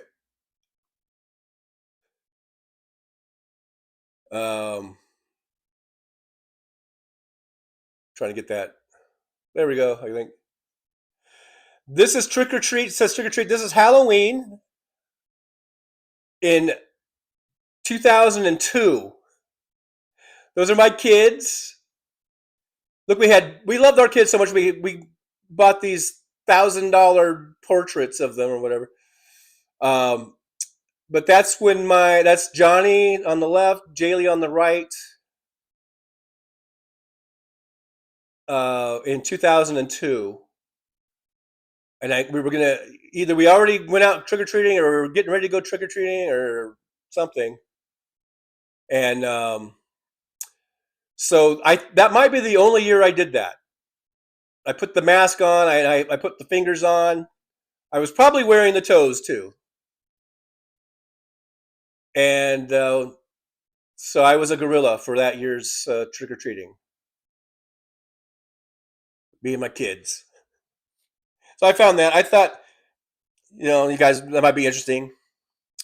Big Hook, 11:46. So I'm only 10 minutes behind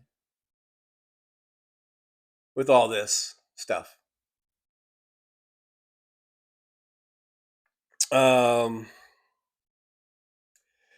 Miss Leslie says puts his name on other people's memorials. That's definitely some serious stolen valor. Is that what Trump was doing?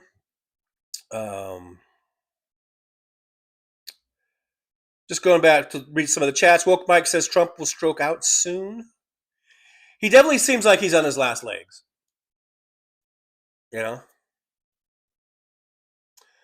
Albert Watson says Trump is a rotten president. Yeah, you got that right. DBD says, my husband showed me a clip of Bill Maher this morning. Senator Warnock was a guest, and so was Smokey Eye Couch. I had a clip. I was watching the clip of him and Vance, and I was gonna put it in there, but I just can't stand Bill Maher. Even when he does say stuff that I might agree with, I just can't stand him. But I did see that clip with Vance, and how Maher was saying, like, can you please just admit that just because when you guys lose that it's not rigged? And then Vance had this big stupid response, and yeah.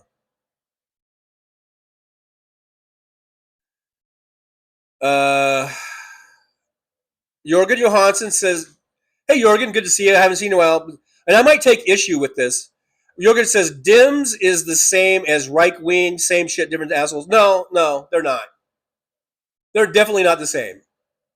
I'm dissatisfied because we haven't gone as far as we should. And we do have, and we have a lot of good Democrats. And all it takes, and as someone referenced it earlier, all it takes is one or two, a Joe Manchin or a Joe Lieberman or a Joe Blow, anyone named Joe, except for Biden. Well, to throw a monkey wrench in the works, and that's why I say we need to get money out of politics, for one thing. And that is a part of the Democratic Socialist platform also, I think, is about getting money out of politics. But this whole thing that both parties are the same, that's bullshit, Jorgen. With all due respect, that's total bullshit. They're not the same. If they were the same, then we would never have gotten even just the ACA. We wouldn't get anything. And at least we get something. They're not the same. Not even close.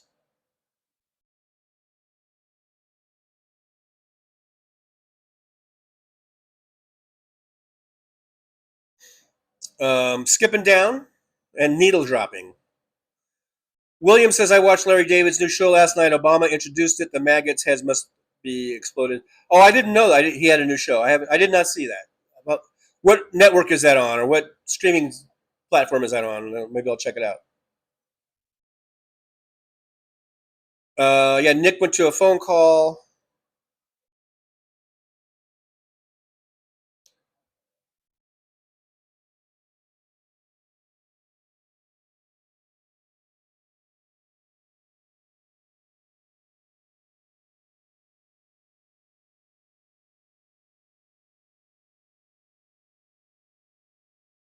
Big Hook says it's time for the rich tax chiefs to pay their fair share and not be allowed so many tax havens they can hide their money in. The loopholes and entire tax code needs reform and a return to the FDR way. Well, you know what? Again, if we want to have any chance of that ever happening, we have a much better chance if we vote for Democrats. Even though with everything I've said, even with my being pissed off with Democrats, we have zero chance of that happening if we keep voting for Republicans. At least with Democrats, we've got some kind of chance of getting some kind of reform,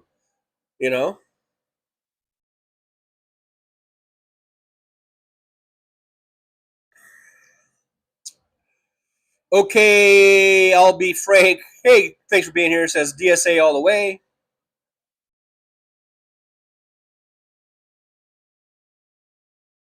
Albert Watson, healthcare sucks. It does not pay for crap.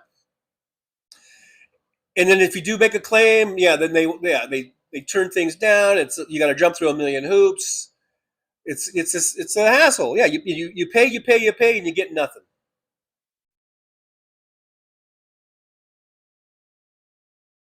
Miss Leslie says James Carville was the one who said it's the economy, stupid. He's not so bad. He was right on point. Still is.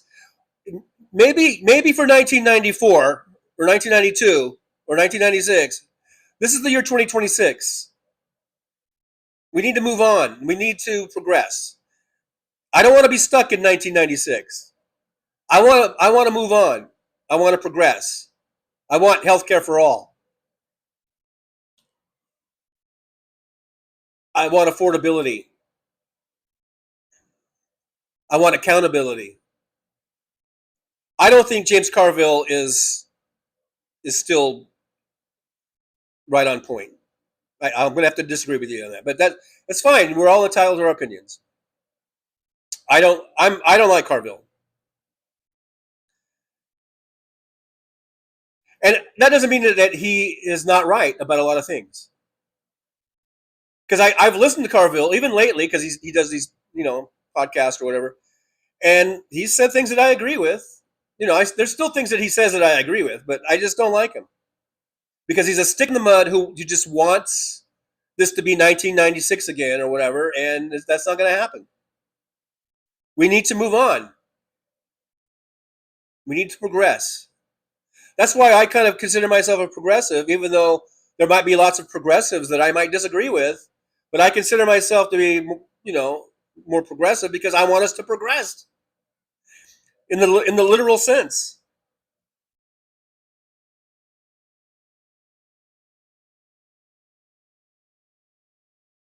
IB YouTubing says our Texas Lieutenant Governor Dan Patrick was in the Oval Office along with other pastors and said there is no separation of church and state in the U.S. Constitution.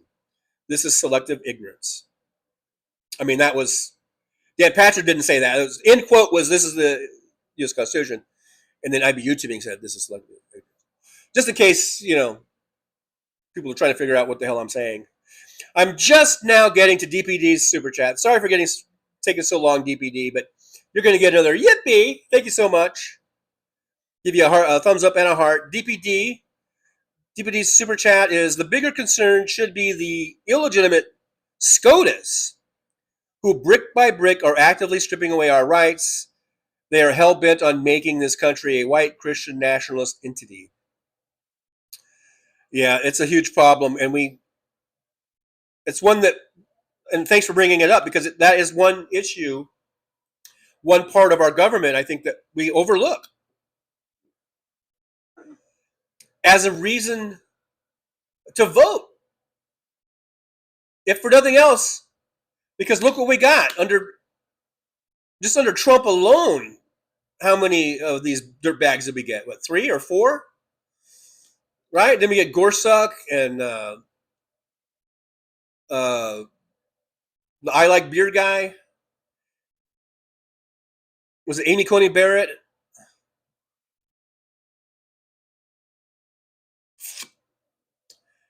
If you're a voter in the United States, if you're an eligible voter and you're registered, and you don't know what party to vote for, if for no other reason,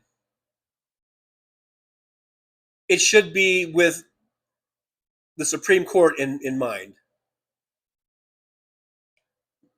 Because those decisions that get made will last decades.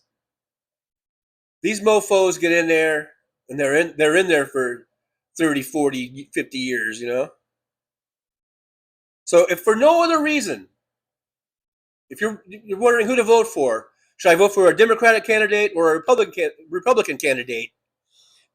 If for no other reason, it should be for your concern over who gets to select Supreme Court justices.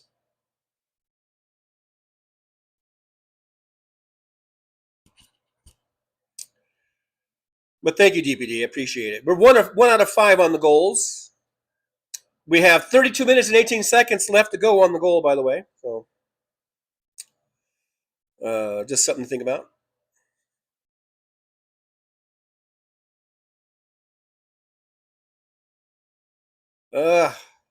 What happened? Here we go. Okay.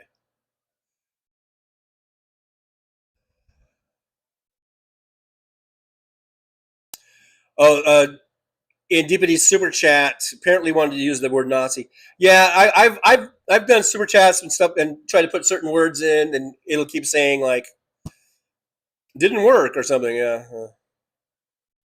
but yeah.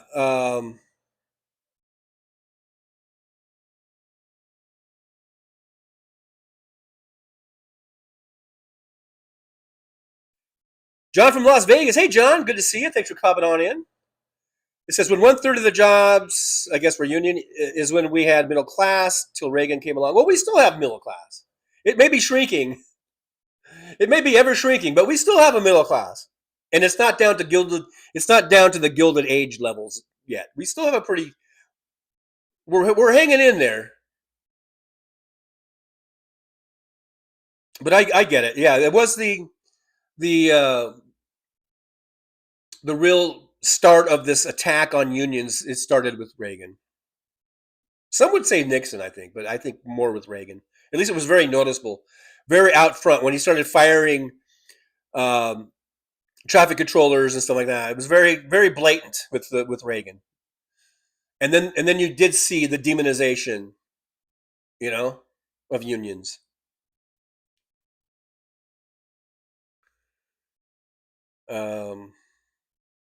And corresponding with that, fewer and fewer union jobs, you know.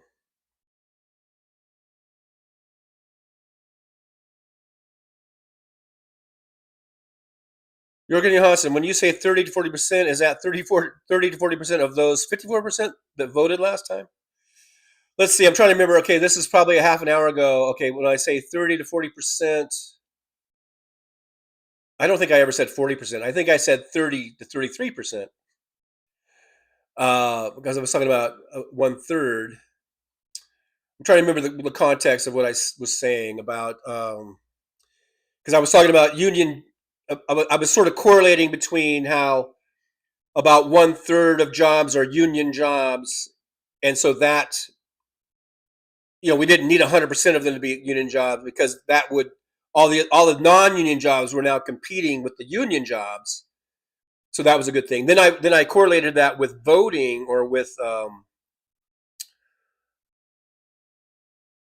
party, the Democratic Party, being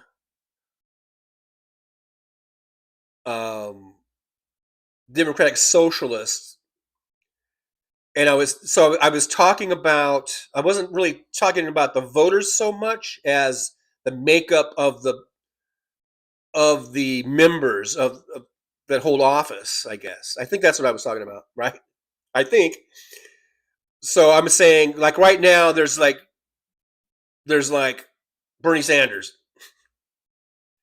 We've had a few that won primaries, so maybe we'll get a few more in the Democratic caucus that will be Democratic Socialists. Maybe we'll have 3 or 4 or 5.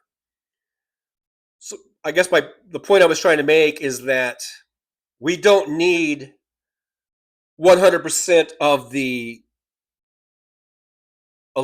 Democratic House members and Senate members to be Democratic Socialists. It doesn't have to be 100%.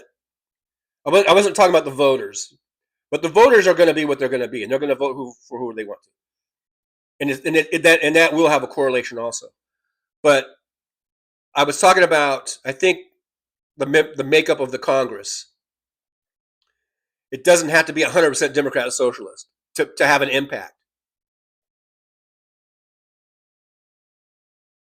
And I was just saying, what if it's like a third, like 30% or 33%?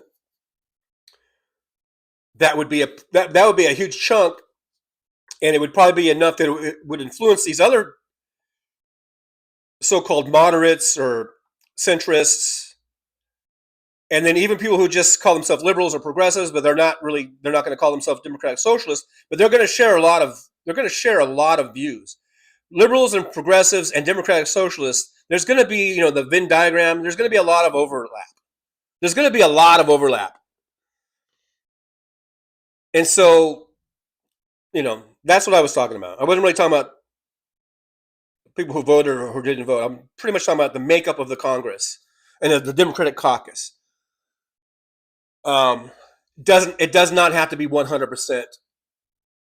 It doesn't have to be 100% liberal. It doesn't have to be 100% progressive. It doesn't have to be 100% Democratic Socialists. But if you have a large enough number, they will have more impact and influence than they do now with just having 1 or 2. I guess that was the point I was trying to make. Jurgen Johansson from the Netherlands, I think. Thank you for being here. I Peopled yesterday says the government working for the people isn't socialism. It's how it's supposed to work. But then we get crap like Reagan and Citizens United, and here's where we are. Yeah, I agree with you. I Peopled yesterday. I 100% agree with you. And I was listening to some other, I guess liberal left-wing podcaster last night at around, in the evenings, let's just say. I might not mention any names, but this person was just saying how, like he's saying how we're already socialists, like schools are socialism, and highways are socialism, and police department is socialism, and the fire department is socialism. And I was going, no, that's just governing. That's the way, and to copy what you just said, and what I was saying, that's how it's supposed to be. That's what a government is. That's what a civilized government is. That's not socialism. Having an infrastructure. I'm sorry, my nose is itching or something. I'm not picking my nose. I'm scratching it. But no, that's not my definition of having a police department and having a highway department, and where we're building infrastructure. To me, that's not socialism. That's just fucking governing. That's what a government is supposed to do. We're supposed to take our tax dollars and build up our infrastructures. And we're supposed to have things like police departments and fire departments. You know, that's not socialism. That's called running a fucking government. And that's the way, and it's the way it should be. Luck Dragon says, John from Las Vegas, when I was a kid, I thought Reagan was a good president. Then I got high. There's some song lyrics in there somewhere.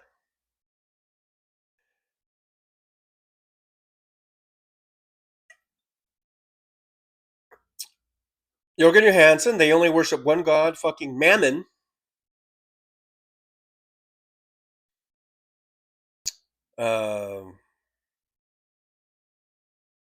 John Glad's here. Always glad to see John Glad. John Glad says, wealthiest? We are bankrupt. Paying back $39 trillion is impossible. No, it's not. Why is it whenever we get Democrats in office, the debt starts going down? It does. It goes down. I'm not saying they pay it off. They're far from it. But it starts to go down because they raise taxes on the rich. That's how we pay it. We tax these motherfuckers. They don't want to do that. The Republicans don't want to do that.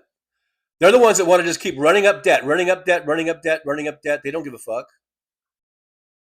Because they're just all vulture capitalists. You know, Mitt Romney, or I guess it was Rick, what's his face? I always forget his name, from Texas. He was the governor. He ran for president. And he accused Rick Romney of being a vulture capitalist. Like there's any other kind? I think they're all vultures for the most part. And they just take everything apart, get whatever money they can get out of businesses, and they just let them collapse. And they just milk everything dry for what they can. They do the same thing when they get involved with government. They do the same thing to the government. They strip it out of anything valuable they can, and then they'll just let the government die. They let the country die. They don't give a fuck. Because they live up in their castles. They live up in their protected, gated communities, and they don't see themselves as ever being in need or trouble or whatever.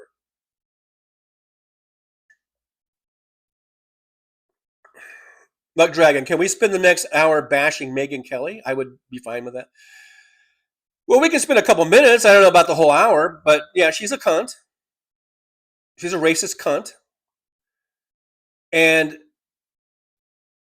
I saw the clips about her talking about the Haitians, and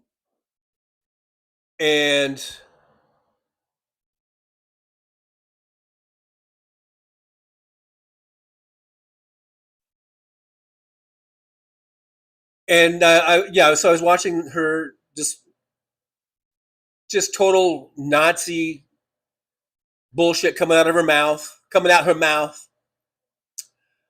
and I was just thinking, like, I was like, here's my thoughts. Okay, I was like, Megan, didn't you sue Fox News or Roger Ailes for sexual harassment, and didn't you get a shit ton of money? And I actually felt sorry for you, or I actually had some empathy for you about you going through that. But God damn it, my fucking nose. I don't know what's going on with my nose. But you're making it so. I'm not saying that she should be sexually harassed. I'm not, but I'm just saying, like, you had a chance, Megan, to leave that network, Fox News, which was run by a sexual predator, Roger Ailes, and is owned by Rupert Murdoch, who I don't know what he is sexually, but he's definitely an evil motherfucker. You had a chance to leave that network and then start up your own little show. I say little, but and do your own little thing. And but you're just doing this. I mean, I'm not saying you're a sexual predator, but I mean, you're doing the same thing that Fox News is. You're still just you're still repeating that message, that right wing propaganda, Megan. It's like, did you not learn anything? I mean, is it just that you really are an awful person, and I feel bad. I don't that you were sexually harassed, and that should not. I'm not saying that should have happened, and I'm glad that you sued, and I'm glad that you won, and you got away. You got out of there. Good for you. But then you make your own platform that really is just the same as far as the right wing bullshit and racism that they promote. Now you're promoting it. It's like you would think that you would have some sort of humility or something. If you went through this thing that was so awful with Roger Ailes and probably I guess others at the network, you think you would have some kind of humility and understanding of other people's plights and hardships. But here you are coming off like a fucking Nazi. You're just a Nazi who got sexually harassed. That's all I got to say about Megyn Kelly. Fuck her. I'm not going to spend any more time on that. Skipping down. I'm skipping down.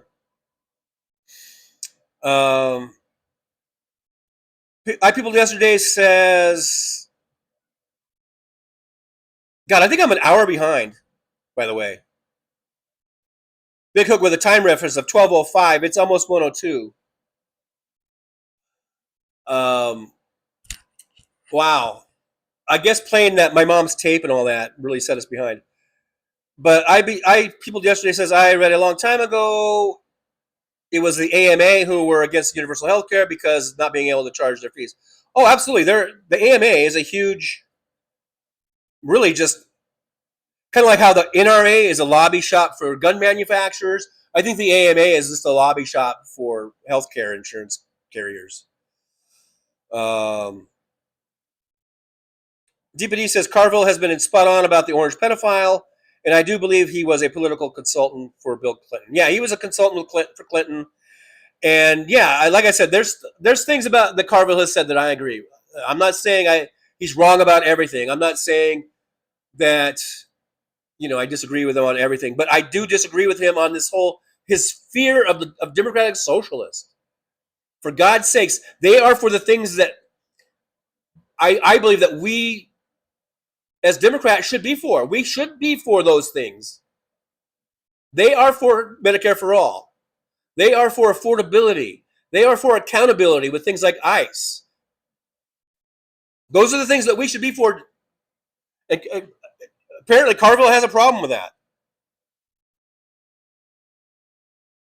Albert Watson says, my son lives in Vegas. My daughter lives in Jamestown, West Virginia. West Virginia. Yeah, I'm really behind. I guess, apparently. I guess I'm like an hour behind. So I'm going to skip down and do some needle dropping. And we are almost 2 hours into the show. Elton Gillespie, do any third-party voters remember the Nader administration? Right. We can thank them for Bush. You can thank the Nader voters for Bush, too.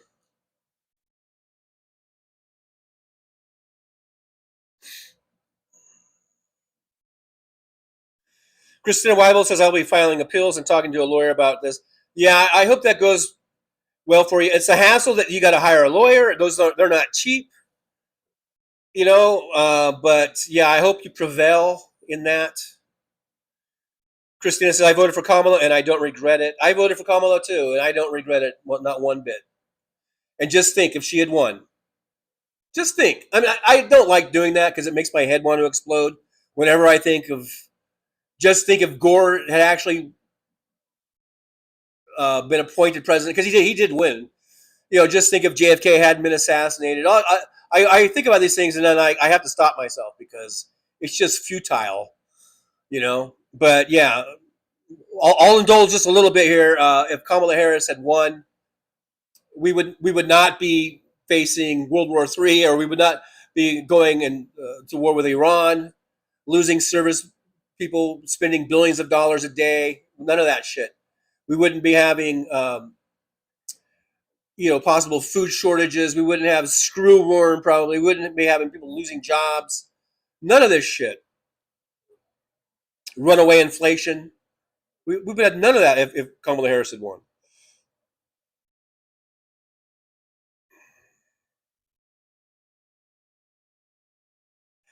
Big Hook says civilized nations ensure that all things necessary for human survival are covered by the government. Scandinavian countries cover housing, healthcare, education, job, training, and tax high but benefit. And what's your definition of high? Because I mean, it might not even. I might not even think it's that high. As long as you're getting your money's worth, like they say, bang for the buck. DPD says the death bill. I'm skipping down, guys, because I know I'm really behind. DPD says the death bill also makes it harder come November for people to keep their SNAP benefits if they have the internet. Imagine losing your benefits for having a necessity. And I just got approved for SNAP. I wonder I wonder how long I'll get it before it gets taken away. Adroit Lexme says someone told me Trump thought the reflecting pool were deep like swimming pools. Yeah, it's like 2 feet deep or less probably. Luck Dragon says I really want to see Trucker John drunk on Hennessy. Holy crap, that rhymes. Yeah, let's do this. Let's get the 5K. 5K Hennessy Day. Please, everyone, like, subscribe, share, hype, hit the thumbs up, all that good stuff. If you want to see me get drunk on Hennessy. Izolda Zin's here. Hey, Izolda, good to see you. Thanks for being here. Detroit says, I remember Iowa. They're a good company. Yeah, I don't even remember. I'm pretty sure I had the Sony Walkman, and I think I just wore it out, and then I came across this somehow, and it was very good. Like I say, it's been sitting in a box for probably almost 30 years. Certainly, yeah, 28 years. Because once I stopped working in the post office, I just didn't really have much use for it, I guess. I don't know. But I don't know how long it's been in the box, but it's been at least probably 20 years. And the tape player does not work, but it was good. It served me well.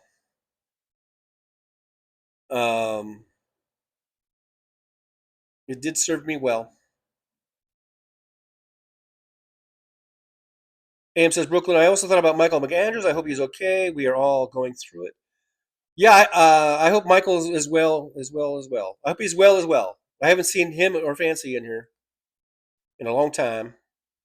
But if you guys do happen to see him, let him know that we did get rid of. There was a problem person that we did get rid of. So as far as by getting rid of, we just like blocked them or whatever. So, uh,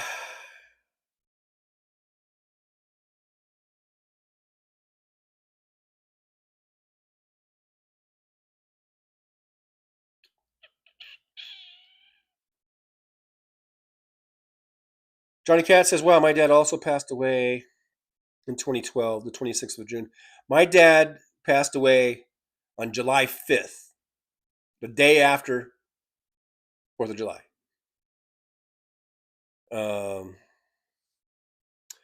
DPD says, TJ, I don't know if you remember the other day when you said the internet is listening. Trust me, they are, because I am being bombarded with my feeds for suggesting Legacy Box to you. Oh, yeah. Wow. Yeah. They do.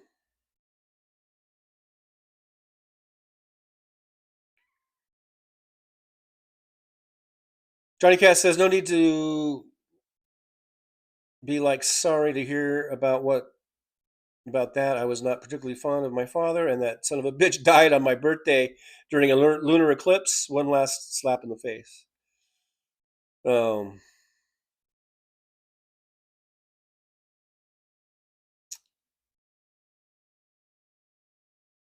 Johnny Cat says, man, I feel so dumb that I never thought of just recording like family dinners or conversations. Pretty smart, but it seems like, duh, why?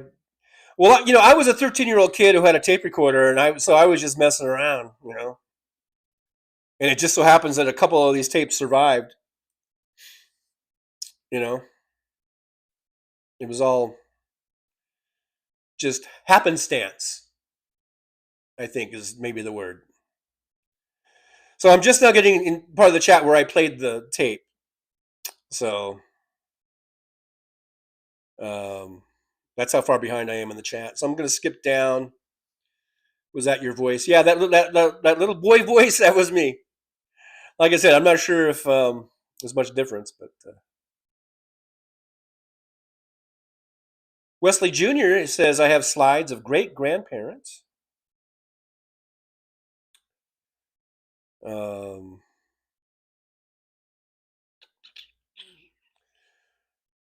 Okay.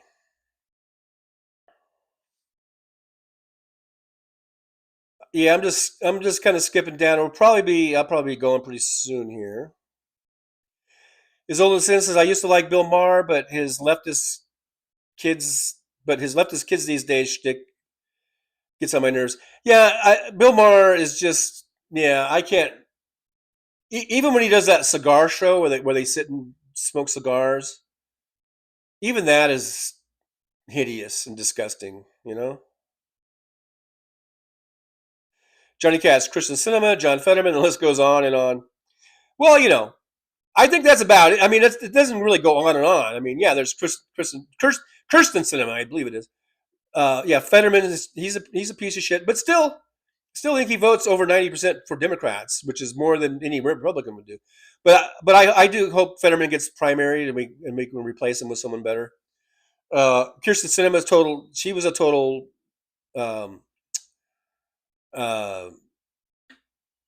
sellout, right?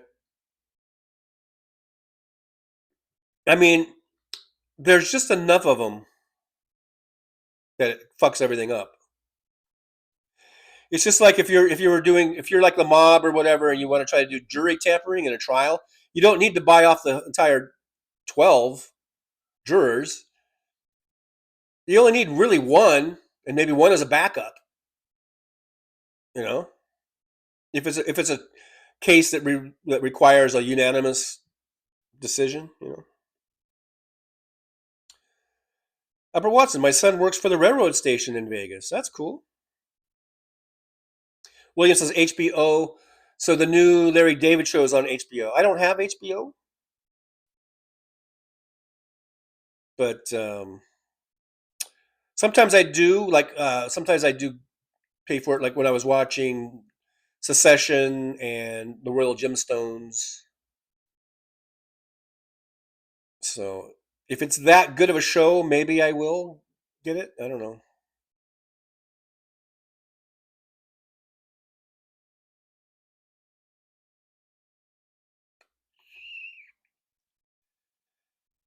MJ Daniel, earlier I was talking about the Supreme Court. MJ Daniel says Roberts, Alito, and Uncle Thomas at the very least need to be impeached. I agree.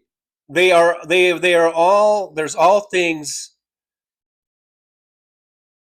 showing that they are corrupt and have taken, like Thomas taking bribes, Roberts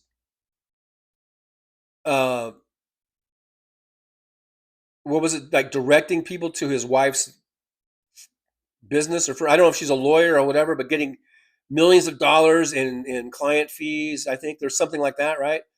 Alito, he's just a dumb fuck. What's Alito? What is his impeachable thing? Uh, there's definitely corruption with all these Republicans.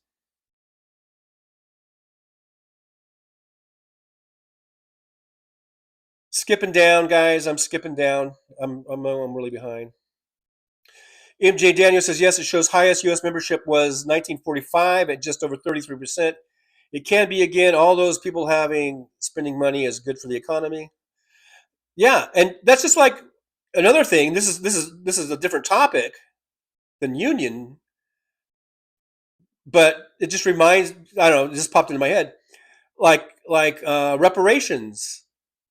Like a lot of people, sometimes the topic of reparations to black people comes up because we never really, there was the old 40 acres and a mule, and even that got canceled. I think once you know Republicans started clawing that back. So I don't know how many ex-slaves got their 40 acres and a mule or not.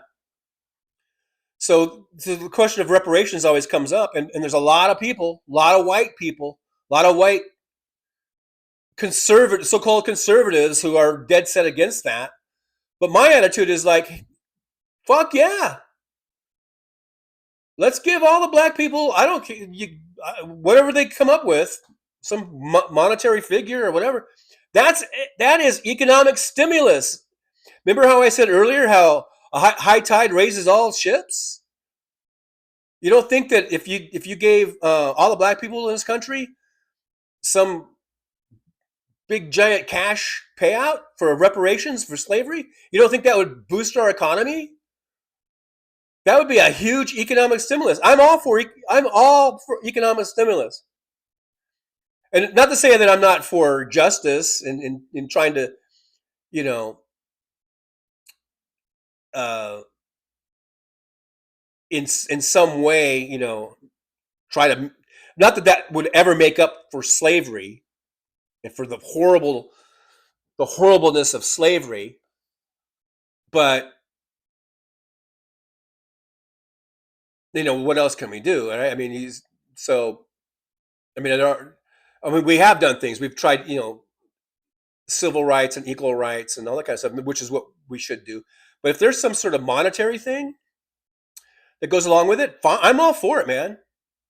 And I don't care. I don't know what it would be: 100,000, 500,000, $1 million. I don't know.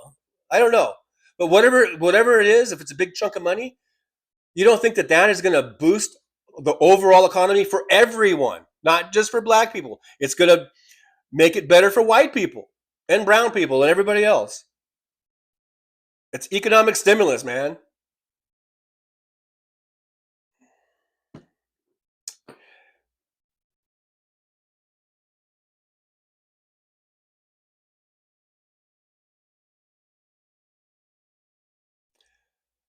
Wesley, I felt nice listening to Obama again. I think, yeah, Obama's been out. He opened up his new whatever he's calling it, his center. I forget the name of it, but yeah, it was cool seeing Obama out and Michelle out. I like the Obamas, I really do. I think Obama was a great president. I know in 20 hindsight is 2020, and we can go back and say he should have done this, he should have done that, la di da di da. If you think about the real time when it happened, all the obstructionism on day one, Mitch McConnell saying instead of saying our number one goal is to work with the Democrats and try to get the best we can for the American people. That's what he should have been saying. Instead, what he said is, our number one goal is to make him a one-term president. And if that doesn't tell you everything you need to know about the Republican Party, then nothing will.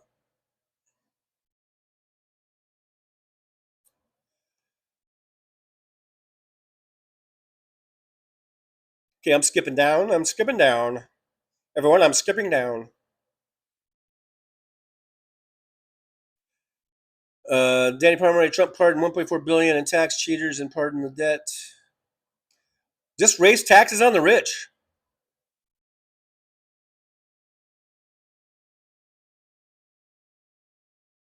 DPD, something else that needs to be addressed is military spending. Something is fucking wrong when every year the budget is increased and yet military families have to depend on SNAP benefits. Yeah, and just like we've been hearing reports of sailors and I guess Marines in the Gulf or in Hormuz or whatever, getting one blade of lettuce and a slice of spam. But yet we spend over $1 trillion a year on the military. Yeah, there's something very, very wrong. And also, Democratic Socialists, that's another part of their platform, is about, I forget how they word it. I don't know if they say defunding the military, or, I'm not for, we still need, we need a military. We're not going to get rid of our military, but we don't need to spend over $1 trillion on our military. We need to take some of that money and put those into social programs.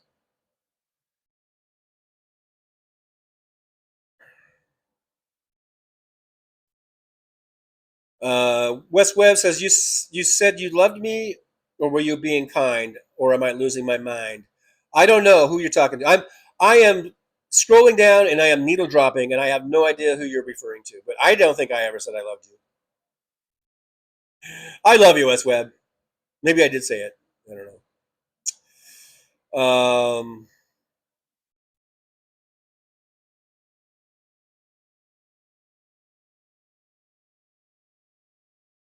DPD says, and no, it is not acceptable to say the budget is strictly used for weapons because who the fuck is being trained to operate those weapons? It's not the machines yet. Skipping down and needle dropping. Wesley Jr. says nobody over 200 voted.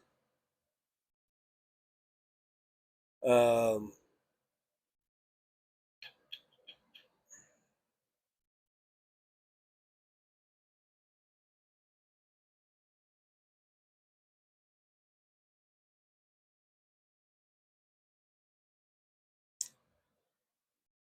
skipping down, needle dropping.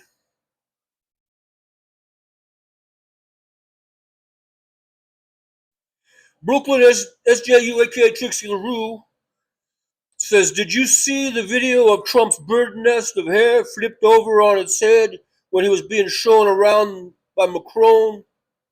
No one told him. That's exactly how Brooklyn talks, by the way, because she's from Brooklyn.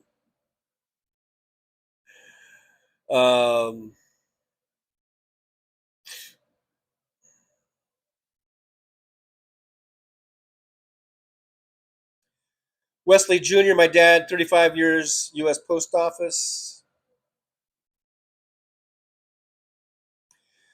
Minnie Mouse. Hey, Minnie Mouse, is there any possibility we could get the truckers to join a general strike?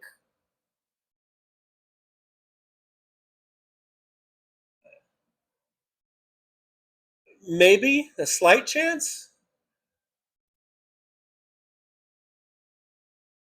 Probably 80% of the truckers are either, if not maggots, they are right wingers. So there's that. There's that little issue. Scrolling down and needle dropping.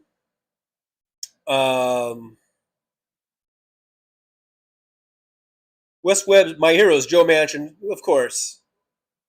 Of course.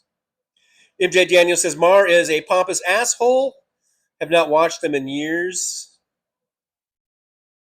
Skipping down and needle dropping.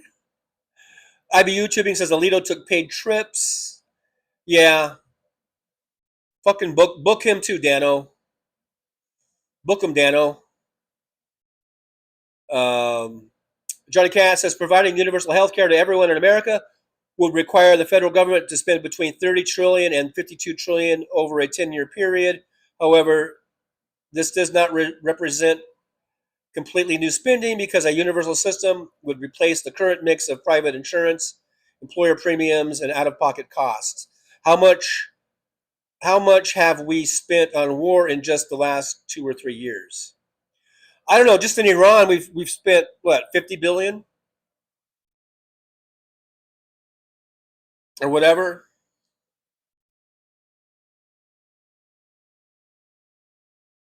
Tax the billionaires and trillionaires. Anything over, let's say, anything over $1 billion, you get taxed 90%. I don't know. I'll leave that kind of shit up to Elizabeth Warren. Okay, I'll be the first to admit that I'm not the sharpest bulb in the ceiling fan light kit.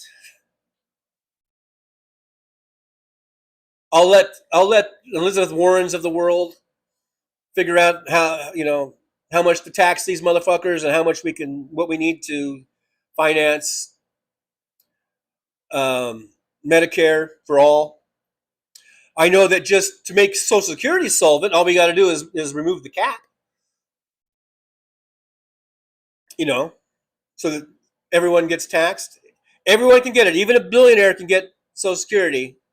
But if that's what's going to make it so that it's solvent, then I'm all for it. And I know Social Security and Medicare are two different things, but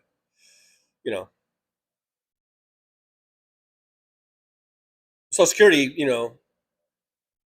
isn't even part of the budget. MJ Daniel says Obama and Biden were both as good or better than any president in the last 50 years. I agree. I was so surprised about Joe Biden.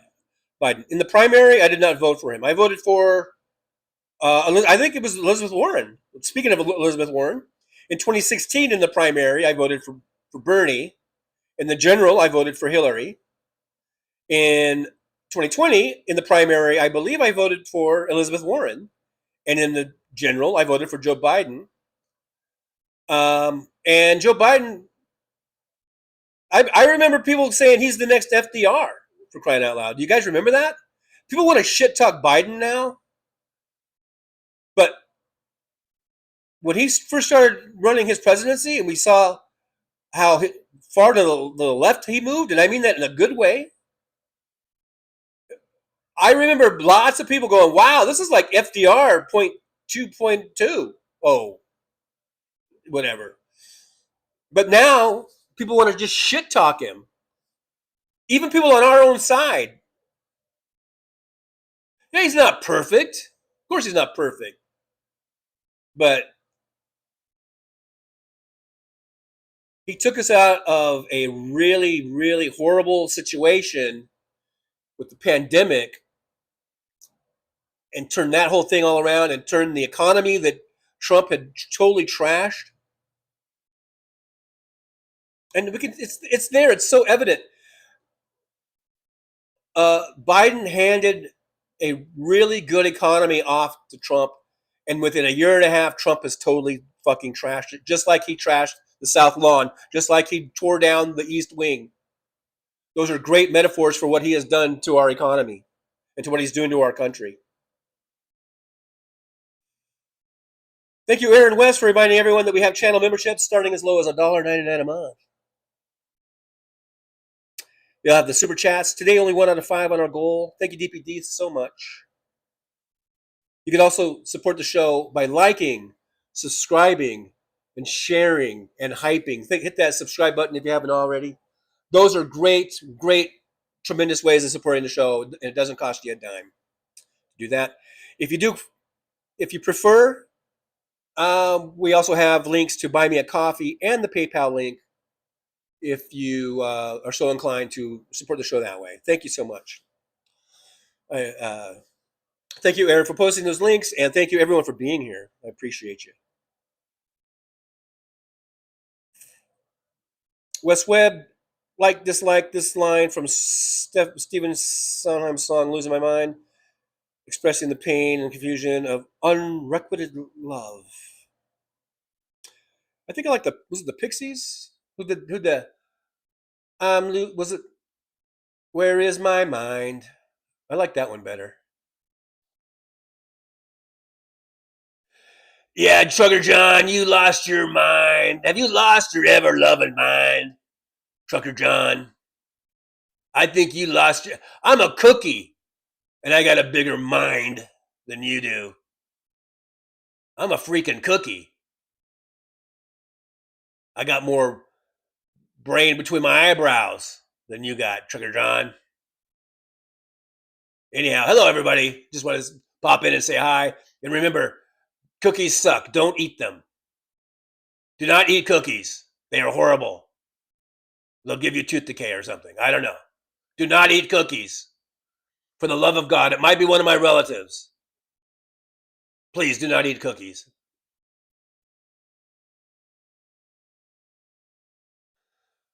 Oh, we're not supposed to eat the cookies? Maybe we shouldn't leave them lying around then. Because they go really good with milk. Just saying. I'm just saying. Anyhow, everyone, thanks for being here. Let's turn red to purple, huh? Purple to blue. We can do it. And thank you guys so much for being here. Thanks for your support. We'll see you on Tuesday. All right, thanks, guy. Hey, Paul Bird guy and Tough Cookie came in.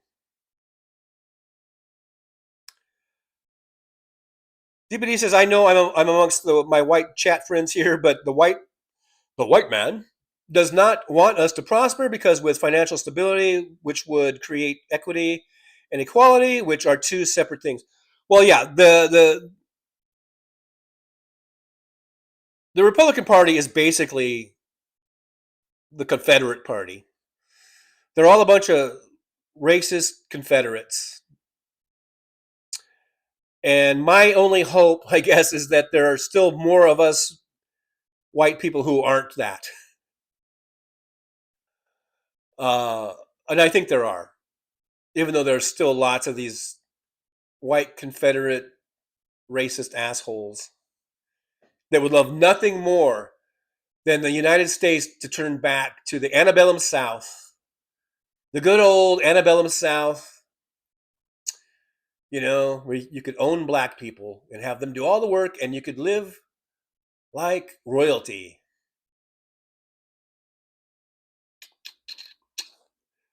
Yep. Johnny Cass says, "Okay, I'm not really sure what the whole text is in the parentheses in the answer, but it was cut and paste straight from Google." I'm mid thread on that. I don't know what that's about. Johnny Cass says, "We need to spread the word about the Electoral College, about how it really works. It's not a beats all system. It's just we have to overcome a hump if we are to overcome the Electoral College." I still think we should get rid of it. I don't know if you're, from reading that, I don't know if you're for it or against getting rid of it. I still think we need to get rid of it. Jolie says, "I will fight anyone that talks shit about Joe, about my Joe."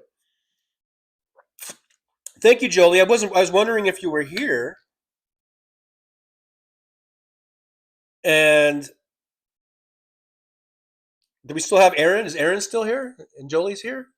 Are Aaron and Jolie here at the same time?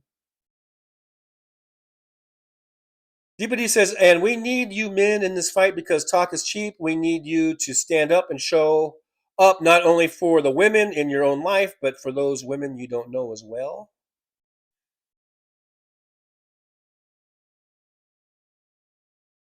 I agree.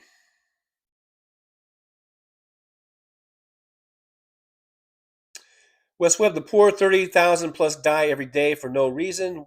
Why would I lie about something like that?" I don't know. I'm mid thread, so I guess this is what happens when I'm mid thread because I don't know exactly what you're talking about. But I do think the Democratic Socialists of America, that's one of their concerns. Also, another good reason to maybe look into the Democratic Socialists of America. Um, Albert Watson, the government is going to not allow people on SNAP benefits to not buy candy and soft drink. Did they already do that? I don't know. There are limitations. I don't know all the limitations. I haven't used SNAP yet. But I do. I am getting an EBT card. I get $42 a month. I know you can't. I don't think you can buy alcohol, and I don't think you can buy cigarettes. And I don't think you can buy like prepared food. It can only be stuff that you would take home and cook, I guess. Other than that, I don't know. Okay, I'm finally to the end of the chat here. West Webb says, I'm a white man. I'm a white man. I'm a white man till I die, but I'd rather be a white man than a rainbow in the sky. Apparently, that's a song. Some sort of song. DBD says, I do believe a judge overruled the Nazi plan. I think are you talking about was it the Save Act or whatever? Yeah, or whatever. Yeah, I think so far in a lot of cases, maybe not every case, but in a lot of cases, the courts have been saving us. The courts have been kind of holding up for justice. Aaron is here, and Jolie is here, and it doesn't matter if it's the beginning of the show or the middle of the show or the end of the show. When Jolie and Aaron are here, you know what that means, right? It means that we are at full mod capacity. Full mod capacity. We are at full mod capacity. Every time I do that, I always wonder if the neighbors can hear me and what they're what they're thinking. Because maybe they don't exactly hear the words or whatever, and they might be going like, "There he goes again." Like every other day, we hear this. It comes from his apartment. This weird chanting thing. We are at full mod capacity, ladies and gentlemen. Thank you very much. Everyone say thank you to Aaron and Jolie because they are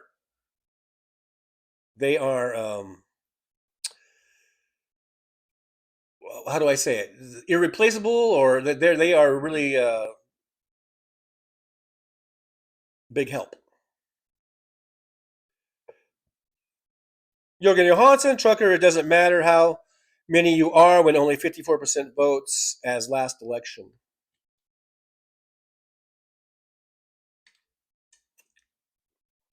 Well, we do need higher voter turnouts, that's for sure.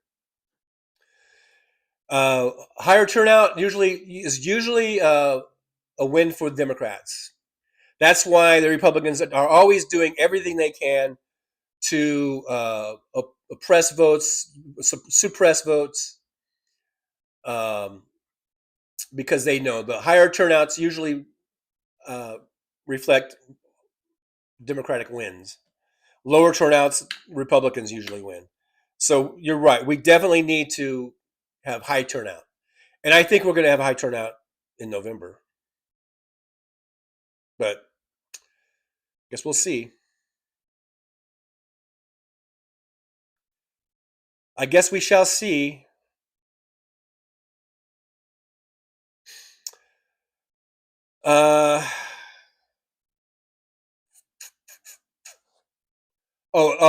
A judge that blocked something about the SNAP benefits. Well, that's good. Yeah, I'd be YouTubing, except for the Supreme Court, based on some of the where we're failing is in the Supreme Court, and that's another thing. That's going back to what I said earlier about if for no other reason you're not sure who to vote for, a Republican or a Democrat, you need look no further than the Supreme Court and how this John Roberts court is going to go down in history, I believe, on the wrong side of history. The John Roberts-led court, for all of the rights that they've been stripping away, hard-fought rights that his court is stripping away. So for no other reason, you should get out and vote for Democrats so that we can have a better chance of getting good liberal justices on that court, and even expanding. And I think we need to expand the court to 13. Probably never will happen under Republicans unless they. The only reason Republicans would expand to 13 would be to get more of their right wingers on the court.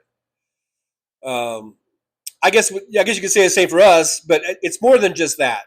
For me, anyhow, it's more than just because I want us to get more liberals on the court. But I think it just makes sense because of all the cases and all the districts. I guess there's 13 districts. It kind of makes sense to have a justice for each district. You know.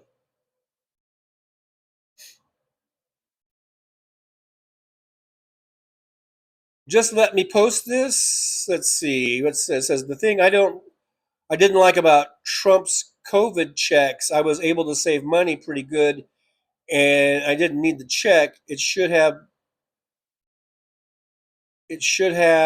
a put back in feature, so it goes to people who need it. Yeah, but then you wonder under a Trump administration where that money would have actually gone back to, because he wasn't really doing programs like that. He only put those Trump checks out because he wanted his name on it, so people will go, "Oh, look at this check I got, and look at there, it's from Donald Trump." That was just his way of trying to just win curry favor, I guess, with the voters. And I guess you could have taken that check to any charity of your choice, and just done it that way.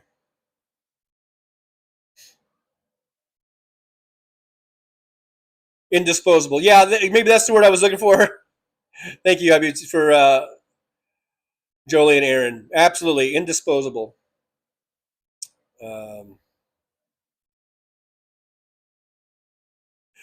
West Webb. Johnny gives me enough warning that I can turn down the audio before he bellows. Yeah. Well, you know what I'm doing the thing. I'm doing the thing. It should give you enough warning.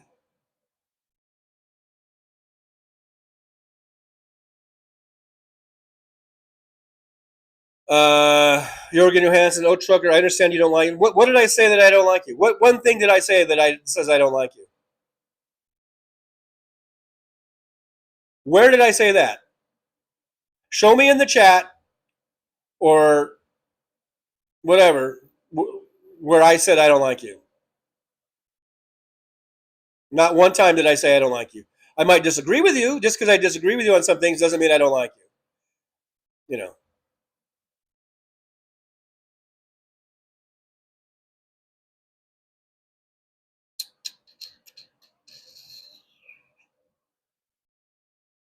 West Webb, how many times a day do you the unknown name of Jesus Christ? Do you say the unknown name? Oh yeah, say. Wait, don't say his unknown name. Well, if it's unknown, yeah, I don't know.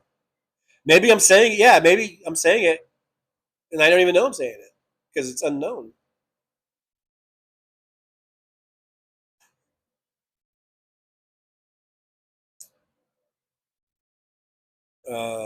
I think Jesus' unknown name is Grr. No, I have no idea. Who knows? No one knows. It's unknown. If it's unknown, then no one knows. Does Jesus even know his unknown name?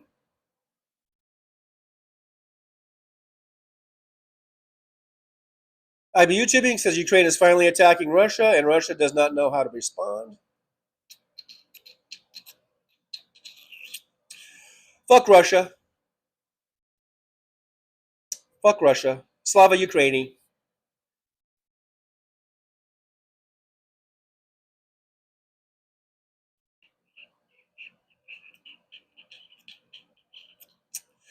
Does anyone have plans for the 4th? I do not.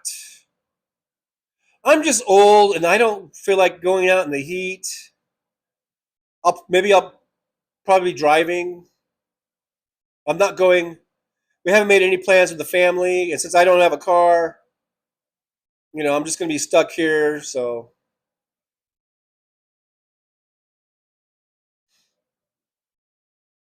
Westwood, we say it all the time. You just said it. Gur, is it Gur? Was I right? Jesus' unknown name is Gur. Everyone, this felt like I have like having an eyebrow eye agent or anything. Um, Adroit Leximi says Jesus' unknown name is really bitchin'. Aaron West says I'm going to see the film Young Washington on the 4th. I got free student tickets. Oh wow, is that like a regular like feature film? That might be interesting. That might be really interesting. Hey, we got 66 watching. You guys, 66 is my favorite 2-digit number. Thanks everyone who watched the show today. 66 watching, 124 thumbs up. Thank you for the thumbs up. That is a great way of supporting the show. Apparently, I'm told that helps get us out in the algorithm. Let's get there. Let's get to that 5K. The ultimate goal is I want to get to 100,000. Will that ever happen? And I know Wes will say, well, you need to do this and you need to do that and you got to do this and you got to do that. Just give me an opportunity to make fun of Wes one last time before I end the show.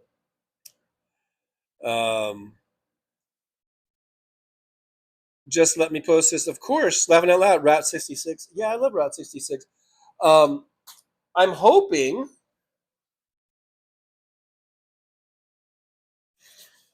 Oh, dang it. Now we're down to 63. That was Randy Ritchie's football number. My high school teammate. Randy, if you're listening, we have 63 watching in honor of your old football number. Anywho, one of the listeners has said that he will give me a car. And I'm hoping that goes through because he lives out in Denver. I'm going to fly out. If this goes through, I don't know. Maybe I shouldn't talk about it. Maybe I'm jinxing it. But if it does go through, I was going to fly back to Denver. And then what I was going to do is just shoot down the I-25, either down to Albuquerque or I might hit that little highway. I think it's 257 and maybe go over to Klein's Corner right there on the 40. And that'll give me a little bit more of Route 66 or what's left of it to drive on. And my plan was to take that all the way to Needles, California, and do as much of the Route 66 as I can. And then from there, from Needles, just go up to Vegas. Or if I felt like the car was running good and if I had the time and the money to do it, I might just go all the way to Santa Monica from there. So I would get at least, that would probably be at least half of Route 66. I don't think I had the time or money to go from Denver to drive all the way up to Chicago, because I think that's like over 1,000 miles. I don't think I can do that. But if I could just go straight down to the Albuquerque area and then over, I think that'd be fun. So I'm hoping that this particular person comes through, and I can do that, and hopefully the car would be running good enough to do that and all that kind of stuff. So be on the lookout for that. I might be driving this summer sometime, like maybe a really good portion of Route 66, and of course I will make videos about that, and I'll do probably some live streams from there and stuff. DPD says, "Isn't it haunted?" No, it's not. There's no such thing as haunted things. I don't believe in haunted things. Although I think I have seen some ghosts, and I can't think of any on Route 66. I have seen ghosts in other places. DPD says, TJ, if you lived near me, I would have a plate for you. And yes, TJ, you will make it. Thank you, DPD. Appreciate that. I don't think Route 66 is haunted. I've driven portions of Route 66 as a truck driver, and even just as a road tripping vacationer, many a time. Just let me post this. Says DPD, you've never heard of Large Marge? Laughing out loud. Mr. Spock should get your kicks on Route 66. Johnny Katz says, oh man, I'm going to bug you about stopping to see me on your Route 66 journey just to say hi, maybe some coffee. Johnny Katz, where are you? I forgot if you've told me before. Like, where about? I don't know if you want to dox yourself, but where's the general area? Is it somewhere between Klein's Corners and Needles? I guess just say yes or no. You don't have to tell me.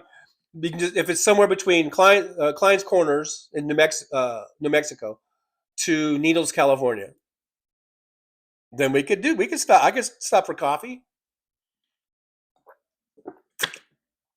For show. Johnny Cass, Will Wines from Chicago. Yeah, like I said, I don't think I'll be able to do the whole Chicago to Santa Monica run.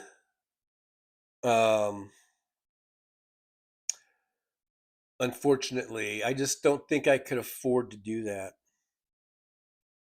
West Webb, $33 coming in with a $33.33 super chat. Yippee, West Webb. Thank you so much. I appreciate you. Let's see. What does West Webb say? It says, I'm a white man until I die, but the colors of the rainbow are just movies in the sky. Clementine, FBI, imagine such. I think Wes has been hitting the vape. Anyhow, blessing and honor, glory and power, grace and peace to the salt and light of the world. Amen. I'll give you a thumbs up and a heart. Thank you, Wes Webb, for that super chat. And the gibberish. No, I don't know. But thank you. Johnny Katz, Fontana, Northern Real. Oh, so you're down in Cali. I live right below Foothill, which is Route 66. The coffee shop that I work at is on Route 66, in between Juniper and Sierra. I'm familiar with the area. I drove for Schneider and Swift right there in Fontana for many years. Like I said, I was thinking about if this even happens. It's not even a sure thing it's going to happen. But let's say if it does happen, I do get the car, and it seems like it's running well. And if I'm in Needles and I still have like some money and some time to do it, and then I was thinking that I might as well maybe just go all the way to the end to Santa Monica. So if I do that, we could meet somewhere on Foothill Boulevard, right? That's the old Route 66 takes Foothill, I think, and get a cup of coffee. Absolutely. So be on the lookout for that if it happens or not. DBD says, TJ, if you ever are in Boston, don't ever stay at the Omni Parker Hotel. That motherfucker is haunted. The lights were turning on and off by themselves. We heard voices. All righty. Thanks for the heads up. If I'm ever in Boston, visiting Boston Brian, and I'm parking the car over there by the Omnia, I'll remember not to check in there because it's haunted. It's wicked. What is it? Wicked thing, whatever they say. Thank you for that heads up, DPD. Johnny Katz, unless we start a GoFundMe. I do have a GoFundMe. I still have that GoFundMe. Are you monetized? If you make videos about your travels, you would be able to deduct that from your taxes because it's a businessman. I am monetized, and I do get the super chats and the super stickers and all that good stuff. And I do have a GoFundMe. I haven't been promoting it because, because I think I'm getting that car from. I don't know if I should say the name. We know who it is, right? But anyhow, and I don't want to continue promoting that if I'm gonna get the car, So, but I do have a GoFundMe, and maybe that money could go. We could change that to the Route 66 fund or something. I don't know, but we have PayPal and Buy Me a Coffee, which are much more immediate. GoFundMe is pretty immediate too, but the super chats and super stickers and all that are paid out once a month. So,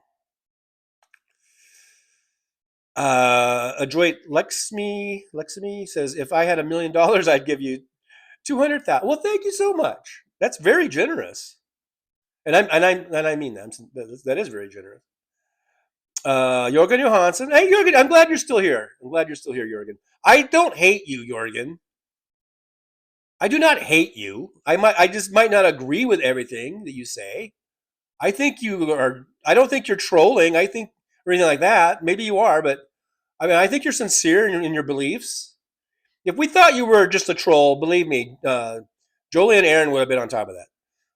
Anyhow, Jurgen says, did you know that the sun always dies 22nd December, stays still for 2 days, 25th sun moves 1 degree and is reborn again, moves 1 degree every day, and we goes to lighter times. Happy every year's hallelujah. I think Jorgen's been hitting the vape too. I'm just kidding. Wes Webb says, I didn't make up a word of that. Most of us from the Bible. We are the light of the world, or you could use the vehicle to get to and from work. Well, yeah, that is, of course. Yes, that is the whole purpose of the vehicle is to get back and forth to work. But I think I could also use it to drive down Route 66 on the way home. On the way home from picking it up. If it goes through, it's not a done deal. So, Adroit Lexmi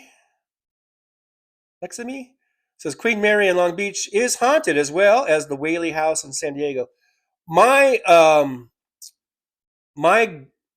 graduation dance, I guess, was held at the Queen Mary. And I remember people talking about it being haunted even back then. And I remember we explored the whole ship. I didn't see any ghosts.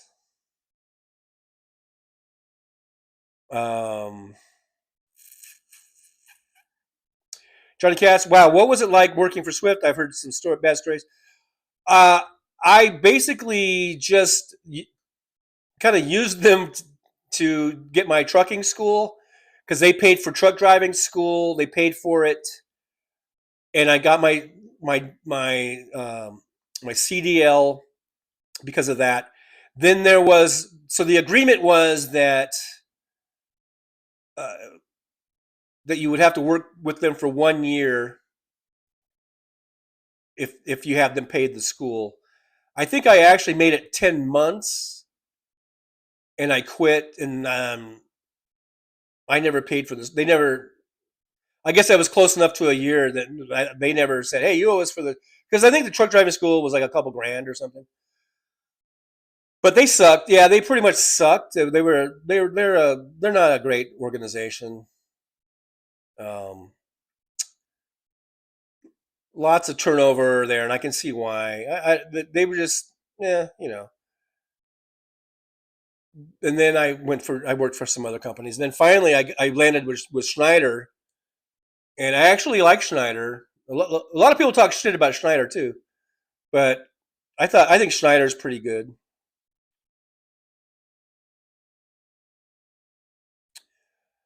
Charlie Cass, I forget. Do you work for Lyft or Uber? What happens if I request a ride from Vegas to Santa Monica? I don't do Uber or Lyft anymore. I did in 2023 and 2024. Since 2025, I've been doing taxi cab driving. DPD, has anyone ever visited the Winchester House? I have. I've visited the Winchester House, and a few times actually. Over when I was a kid with my family, we went there. I went there later on as an adult with my wife. at the time, or maybe we weren't married yet. I forget. But anyhow, we went there. I think I'm trying to remember if we went there with me and the baby mama with one of the kids when they were babies. Or was it when I was a teenager with my family, and it was my little brother, because my brother is 16 years younger than me, and so in any case, it was either my brother or one of my kids that we went to the Winchester house, and they just kind of cried the whole time. And we were like, "Oh, he must be seeing a ghost. I think he's seeing a ghost. Like babies can see ghosts." That was the thing we kept saying. But I don't know. Wes Webb says, "I have a 16-year-old vehicle. Johnny, know that it is like my baby. Worth less than $2,000. I would give it away if I could find something I liked nicer." By saying you would give it away, are you saying you would give it to me? Go find something nicer. I'm sure there's lots of nicer cars. Go find something nicer and give me that fucking car, man. I know that sounds awful. Because then I could do the whole Route 66, because you're right near the start of it. It starts right there in Chicago, off the Dan Ryan. Oh, I better watch my battery, because we're coming up on 3 hours. This battery doesn't like to last more than 3 hours. Anywho, I'm just kidding around with you, man. All right, guys, I better go before the battery dies, and then I start talking for 20 minutes, and then everyone's like, "You're no sound, no sound, no sound." All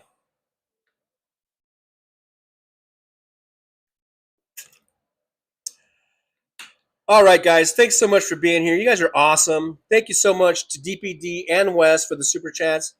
Thanks everyone else for liking, subscribing, sharing, hyping, being here, hanging out, chatting.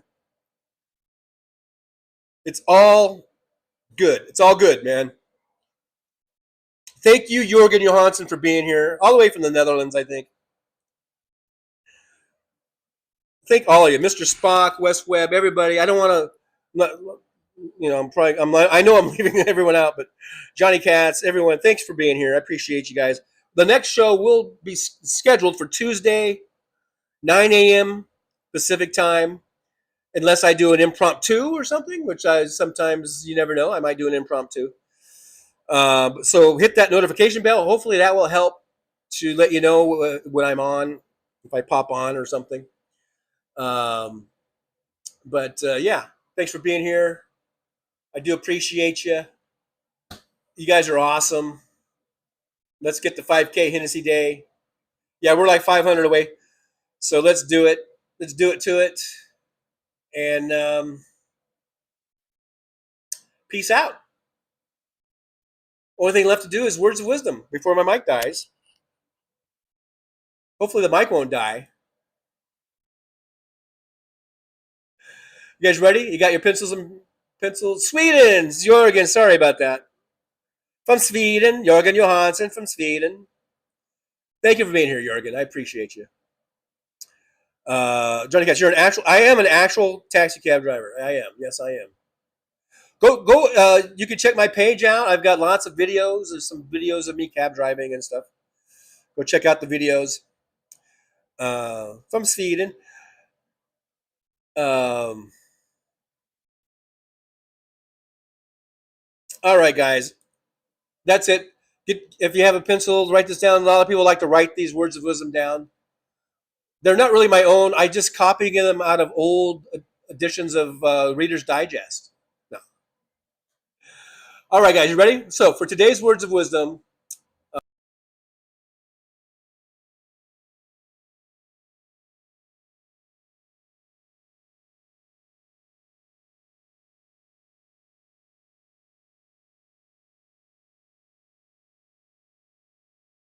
Well, it's time to say goodbye.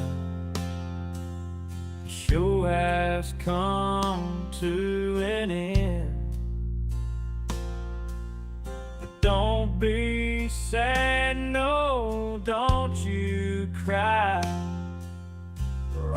gonna come back and meet again.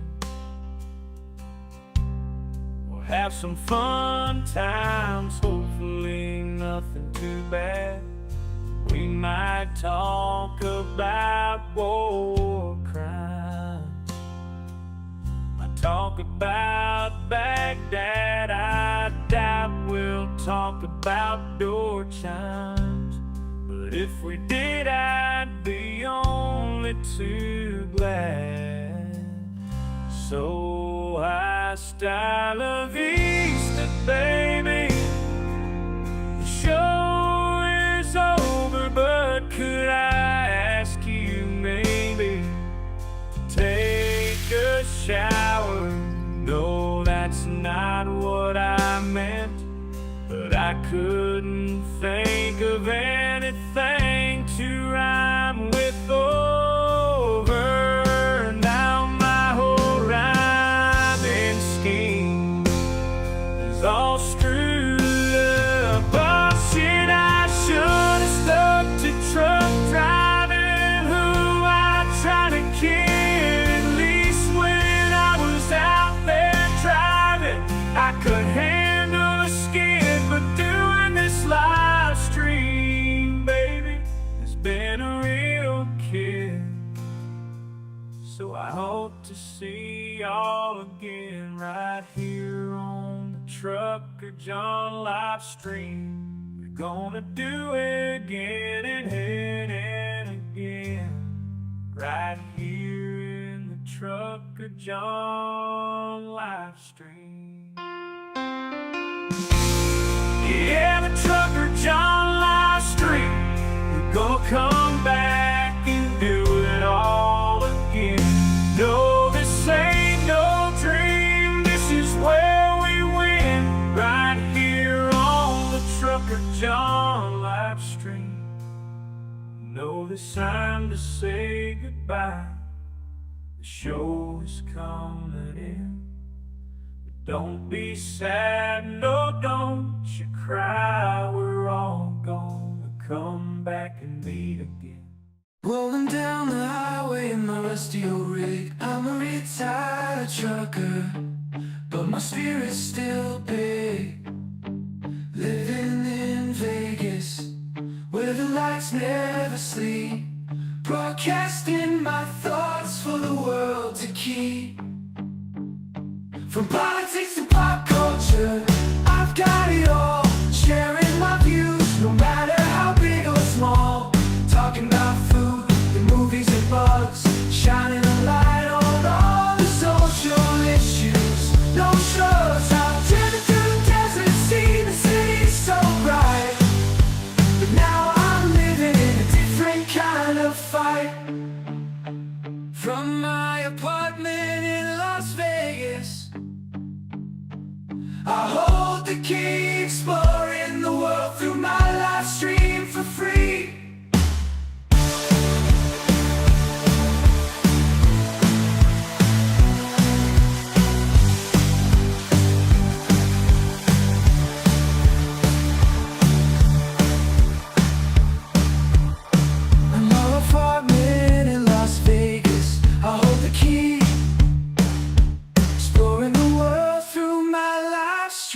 For free.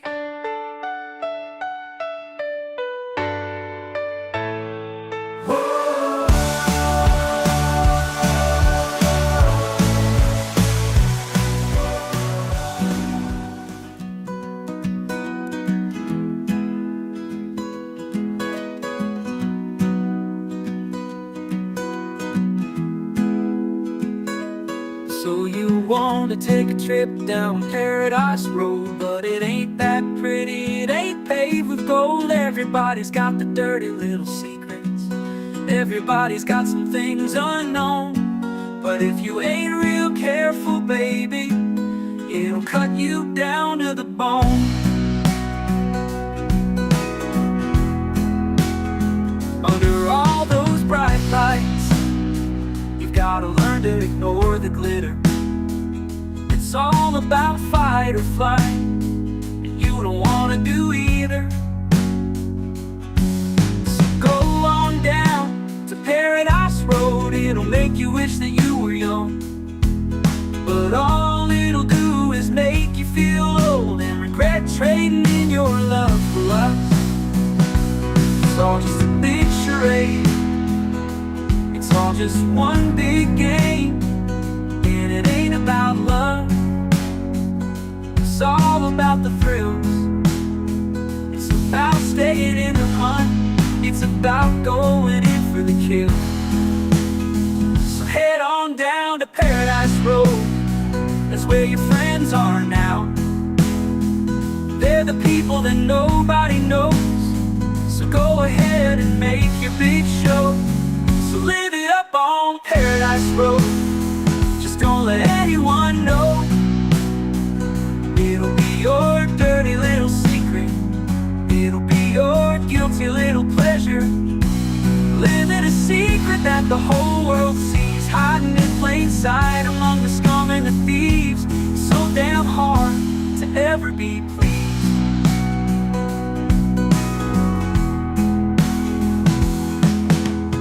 Everyone wants to live the good life. Everybody wants a piece of paradise. But where would you run? Where would you hide? What would you do to buy a little more time? Grandiose dreams of happily ever after are really just another day's end. And when the sun goes down, you just lay there wondering, can you really do it all again? You're praying for one last shot. You're hoping for one last big win.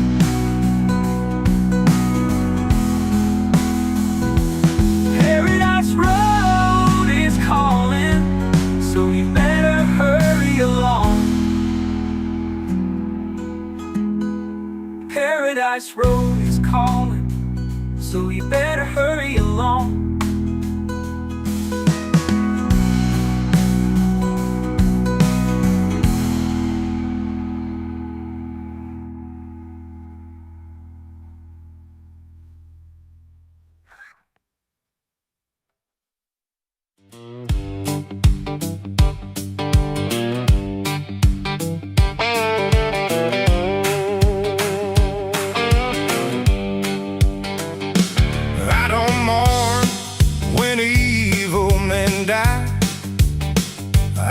Feel sad and I don't cry. Sometimes I wonder why it takes so long for evil men to die. But I want you to know that when you go, you won't be missed. And the ground where you'll lay, we're all gonna take a big giant piss. And for your end, we all anticipate, without any love and too exhausted to hate.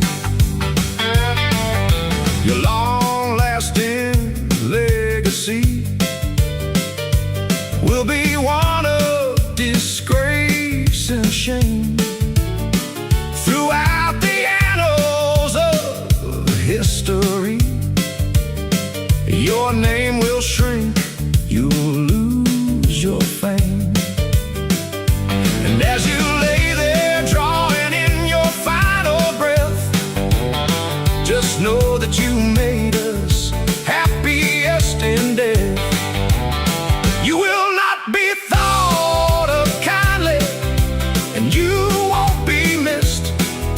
And like I said before, on the ground you'll lay, I'm gonna take a big old piss.